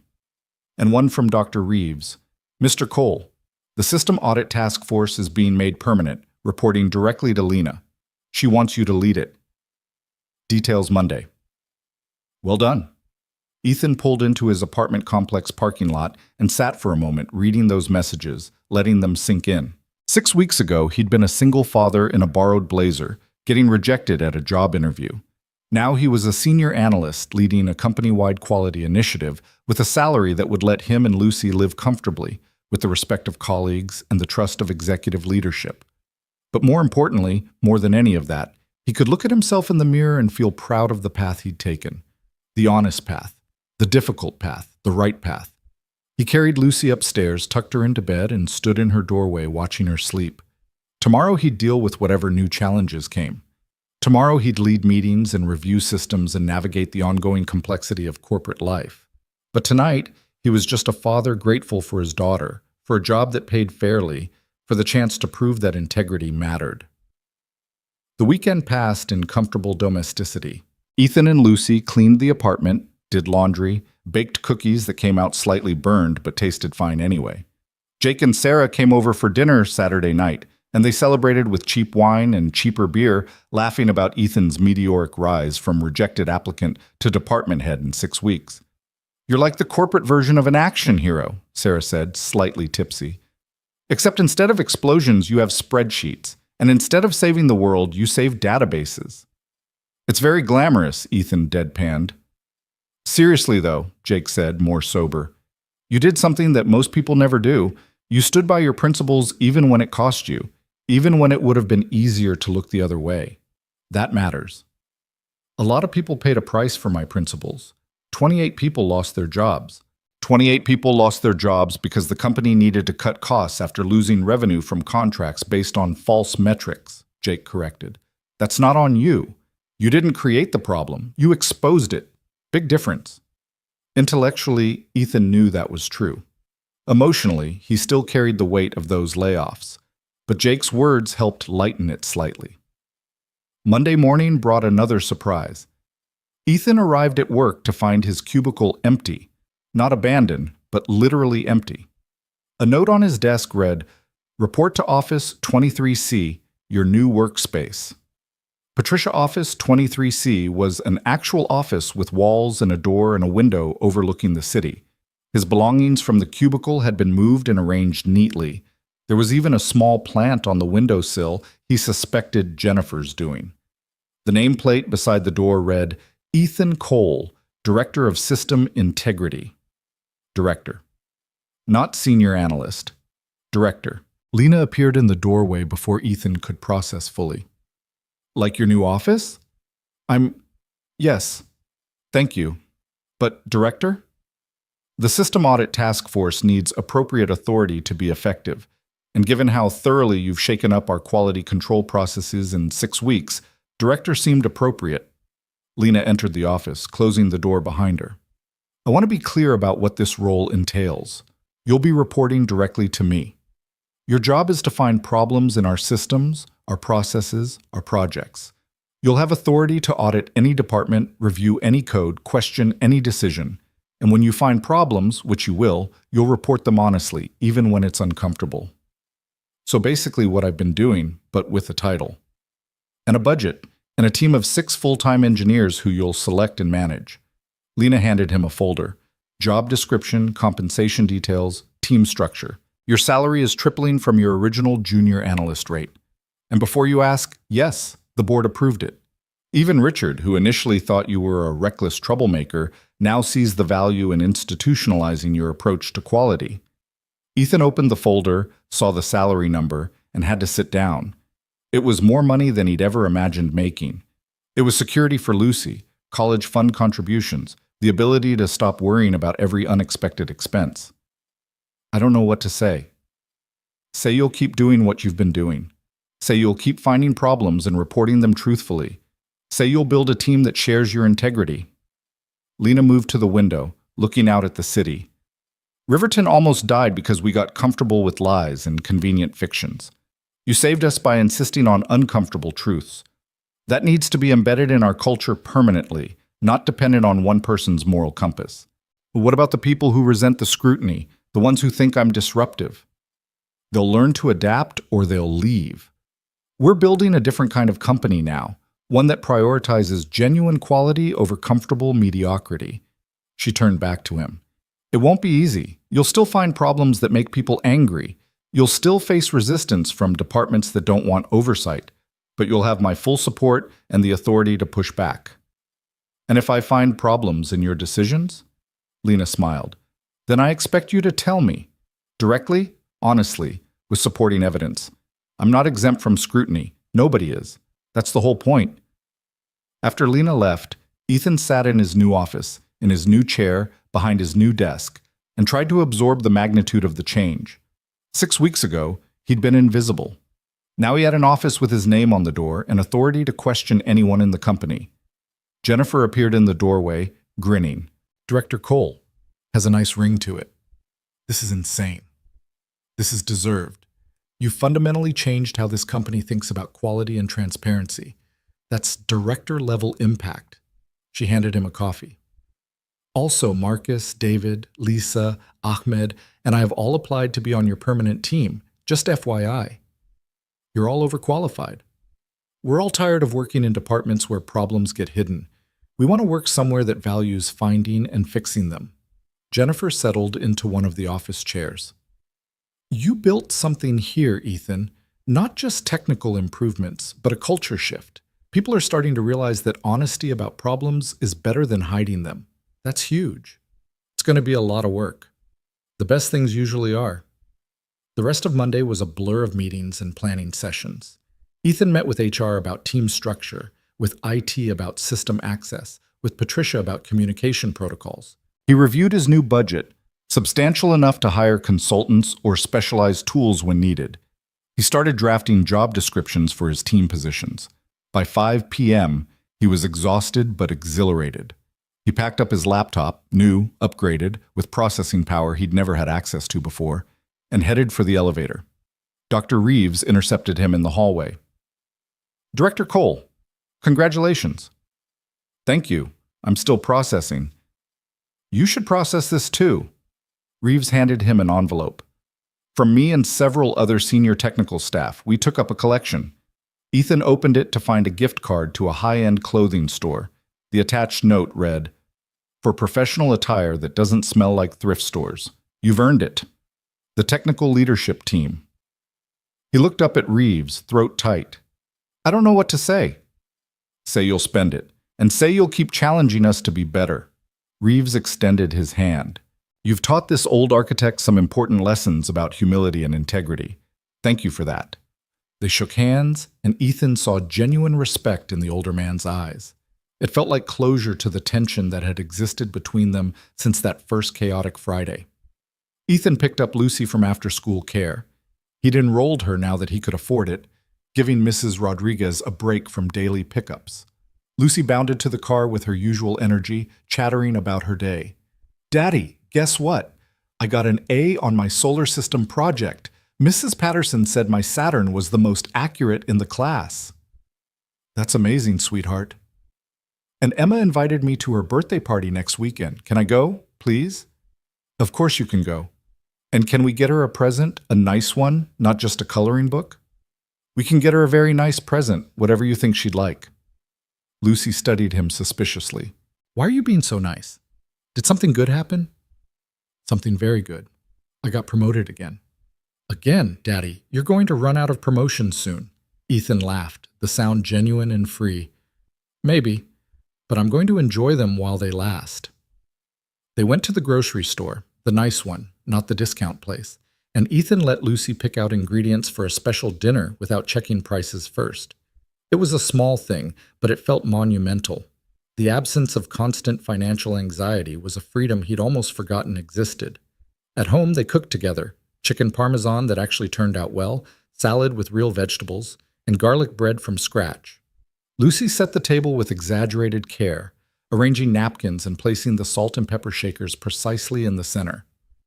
This is fancy, she declared, like we're celebrating. We are celebrating. You got an A, I got promoted, and we're together. That's worth celebrating. Over dinner, Lucy told him about Emma's upcoming party, about her friend Maya, who was learning to play piano, about her teacher's new glasses that made her look like a superhero. Normal 7-year-old conversation that felt precious specifically because it was normal. After dinner, while Lucy did homework at the kitchen table, Ethan's phone rang. Karen Henderson. Ms. Henderson, he answered, surprised. Good evening. Mr. Cole, I hope I'm not calling too late. Not at all. What can I do for you? I wanted to tell you something I didn't say in this morning's call with your CEO. When Trevor sabotaged your system, he was trying to make you look incompetent, but what he actually did was prove exactly how competent your team is. You found the sabotage within hours, traced it accurately, and fixed it before it could cause real damage. That's the kind of quality control most companies only claim to have. We got lucky with timing. You got thorough with process. There's a difference. Karen paused. I've convinced our board to add a clause to our expanded contract. We want you personally assigned to our account as the Quality Oversight Director. Not full-time, we understand you have broader responsibilities, but we want regular reviews from someone we know will tell us the truth. I'm honored, and a little surprised. Don't be. In business, honesty is rare enough to be valuable. You've proven you have it, even when it costs you. That's worth paying for. She paused. Also, between you and me, we're telling other companies about this, about how Riverton handled both the metric disclosure and the sabotage. You're becoming something of an industry case study in crisis management done right. After the call ended, Ethan sat staring at his phone. An industry case study. 6 weeks ago, he'd been nobody. Now he was being held up as an example of how to handle corporate crises with integrity. Daddy? Lucy appeared beside him, homework finished. Can we read together before bed? Absolutely. What are we reading? The chapter book about the girl detective. She solves mysteries by noticing things other people miss. Ethan smiled. Sounds familiar. They curled up on the couch together, Lucy leaning against him while he read aloud. She interrupted occasionally with questions or observations, her running commentary making the story longer but more enjoyable. By the time they finished 2 chapters, she was yawning. Bedtime, detective girl. But I'm not tired, Lucy protested, even as her eyes drooped. Sure you're not. Come on. He carried her to bed. She was getting heavier, growing up faster than he was ready for, and tucked her in carefully. She grabbed his hand before he could leave. Daddy, are we going to be okay now? Like, really okay? The question hit him hard. How long had she been carrying that worry? How much of his stress had she absorbed without saying anything? "Yes, sweetheart. We're really going to be okay. I have a good job that pays well. We can stay in our apartment. You can go to your school, and we don't have to worry about money all the time anymore. And you won't be so sad?" "I wasn't." He stopped. She deserved honesty. "I was sad for a while, missing Mommy, worried about taking care of you, scared I wasn't good enough, but I'm better now. Still miss Mommy every day, but better." "Me too. Miss her and better." Lucy squeezed his hand. "I think she'd be proud of you for being brave and telling the truth, even when it was scary. I think she'd be more proud of you for being so strong and smart and kind when things were hard. Can we both be proud of each other?" "Deal." Lucy smiled sleepily. "Love you more than all the stars." "Love you more than all the stars," Ethan echoed. He watched her drift to sleep, her breathing evening out, her face peaceful in the dim light from the hallway. This was success, he realized. Not the title or the salary or the office with his name on the door. This moment, this peace, this security for his daughter. That was success. The next few weeks settled into a new rhythm. Ethan selected his team: Jennifer, Marcus, David, Lisa, Ahmed, and a new hire named Rachel, who came from a competitor specifically because she'd heard about Riverton's new approach to quality control. Together, they built systematic review processes, established clear reporting structures, and began auditing every major system in the company. They found problems. Of course they did. A security vulnerability in the customer database, inefficient code in the analytics platform, undocumented dependencies in the payment processing system. Each discovery was met with initial defensiveness from the responsible teams, but increasingly that defensiveness gave way to appreciation. People started requesting audits proactively, wanting to find and fix problems before they became crises. The culture was shifting, slowly, imperfectly, but genuinely. 3 months after Ethan's first day at Riverton, the company held its quarterly all-hands meeting.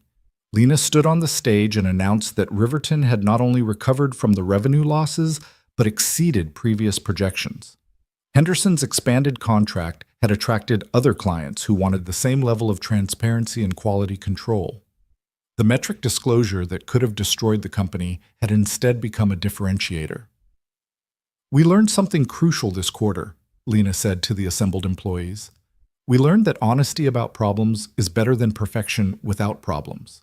We learned that clients value integrity over polish. And we learned that creating a culture where people can report issues without fear leads to better outcomes for everyone." After the meeting, several people approached Ethan to thank him for finding problems in their systems, for helping them improve, for showing that quality control didn't have to be adversarial. It felt surreal. Karen Henderson visited the office in person one afternoon, touring the facilities and meeting with various teams. She made a point of visiting Ethan's department, where his team was deep into auditing the new client onboarding system. "This is impressive," Karen said, watching them work. "Systematic, thorough, collaborative. This is what quality control should look like." "We're still figuring it out," Ethan admitted, "making mistakes, learning as we go." "That's the point. You're building something new, and you're doing it with integrity." Karen handed him her card. "When you're ready to move on from Riverton, and eventually you will be, call me. Henderson Industries could use someone like you." "I'm not planning to move on anytime soon." "Plans change. Just keep the card." That evening, Ethan took Lucy to their favorite park, the one with the good playground and the pond where ducks congregated hoping for breadcrumbs. They sat on a bench eating ice cream as the sun set, painting the sky in shades of orange and pink. "Daddy, remember when you were worried about your job interview?" Lucy asked. "Back when everything was scary?" "I remember. It worked out okay. Better than okay. It did. So maybe when things are scary, they can still work out." Ethan pulled her close. "That's very wise, Lou. I learned it from you. You were scared, but you did it anyway. That's what brave means." They sat in comfortable silence, watching ducks paddle across the pond, listening to other children play on the swings. Normal evening sounds that felt like contentment. Ethan thought about that first interview, about sitting in conference room B with people who'd already decided he didn't belong. He thought about the panic when the system crashed, the terror of the Henderson disclosure, the exhaustion of the audit work, the pain of watching Trevor self-destruct. He thought about all the moments when staying quiet would have been easier, when bending the truth would have been more comfortable, when looking the other way would have been simpler. And he thought about where those choices had led, to this moment, this bench, this daughter beside him, this life that felt stable and secure and honest. "Daddy?" Lucy interrupted his thoughts. "What are you thinking about?" "Just that I'm glad I told the truth, even when it was hard." "See? Truth is like vegetables. Good for you." She grinned, ice cream on her chin. "Can we come back here on Saturday?" "We can come back here whenever you want." "Every Saturday forever?" "Every Saturday forever," Ethan agreed. They stayed until the park lights came on and a gentle voice over the loudspeaker announced closing time. Walking to the car, Lucy's hand in his, Ethan felt something settle in his chest. Not just peace, but pride. Pride in the work he'd done, the integrity he'd maintained, the example he'd set for his daughter. The glass tower of Riverton Dynamics rose against the darkening sky, visible from the parking lot. For 6 weeks, it had seemed impossibly intimidating.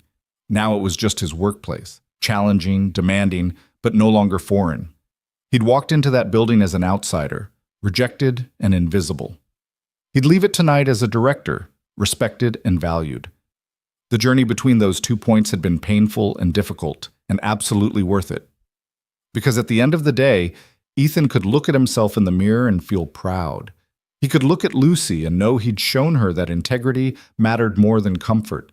He could look at his work and know he'd made things better, even when making things better had been hard. And that, all of that, was enough. More than enough. It was everything.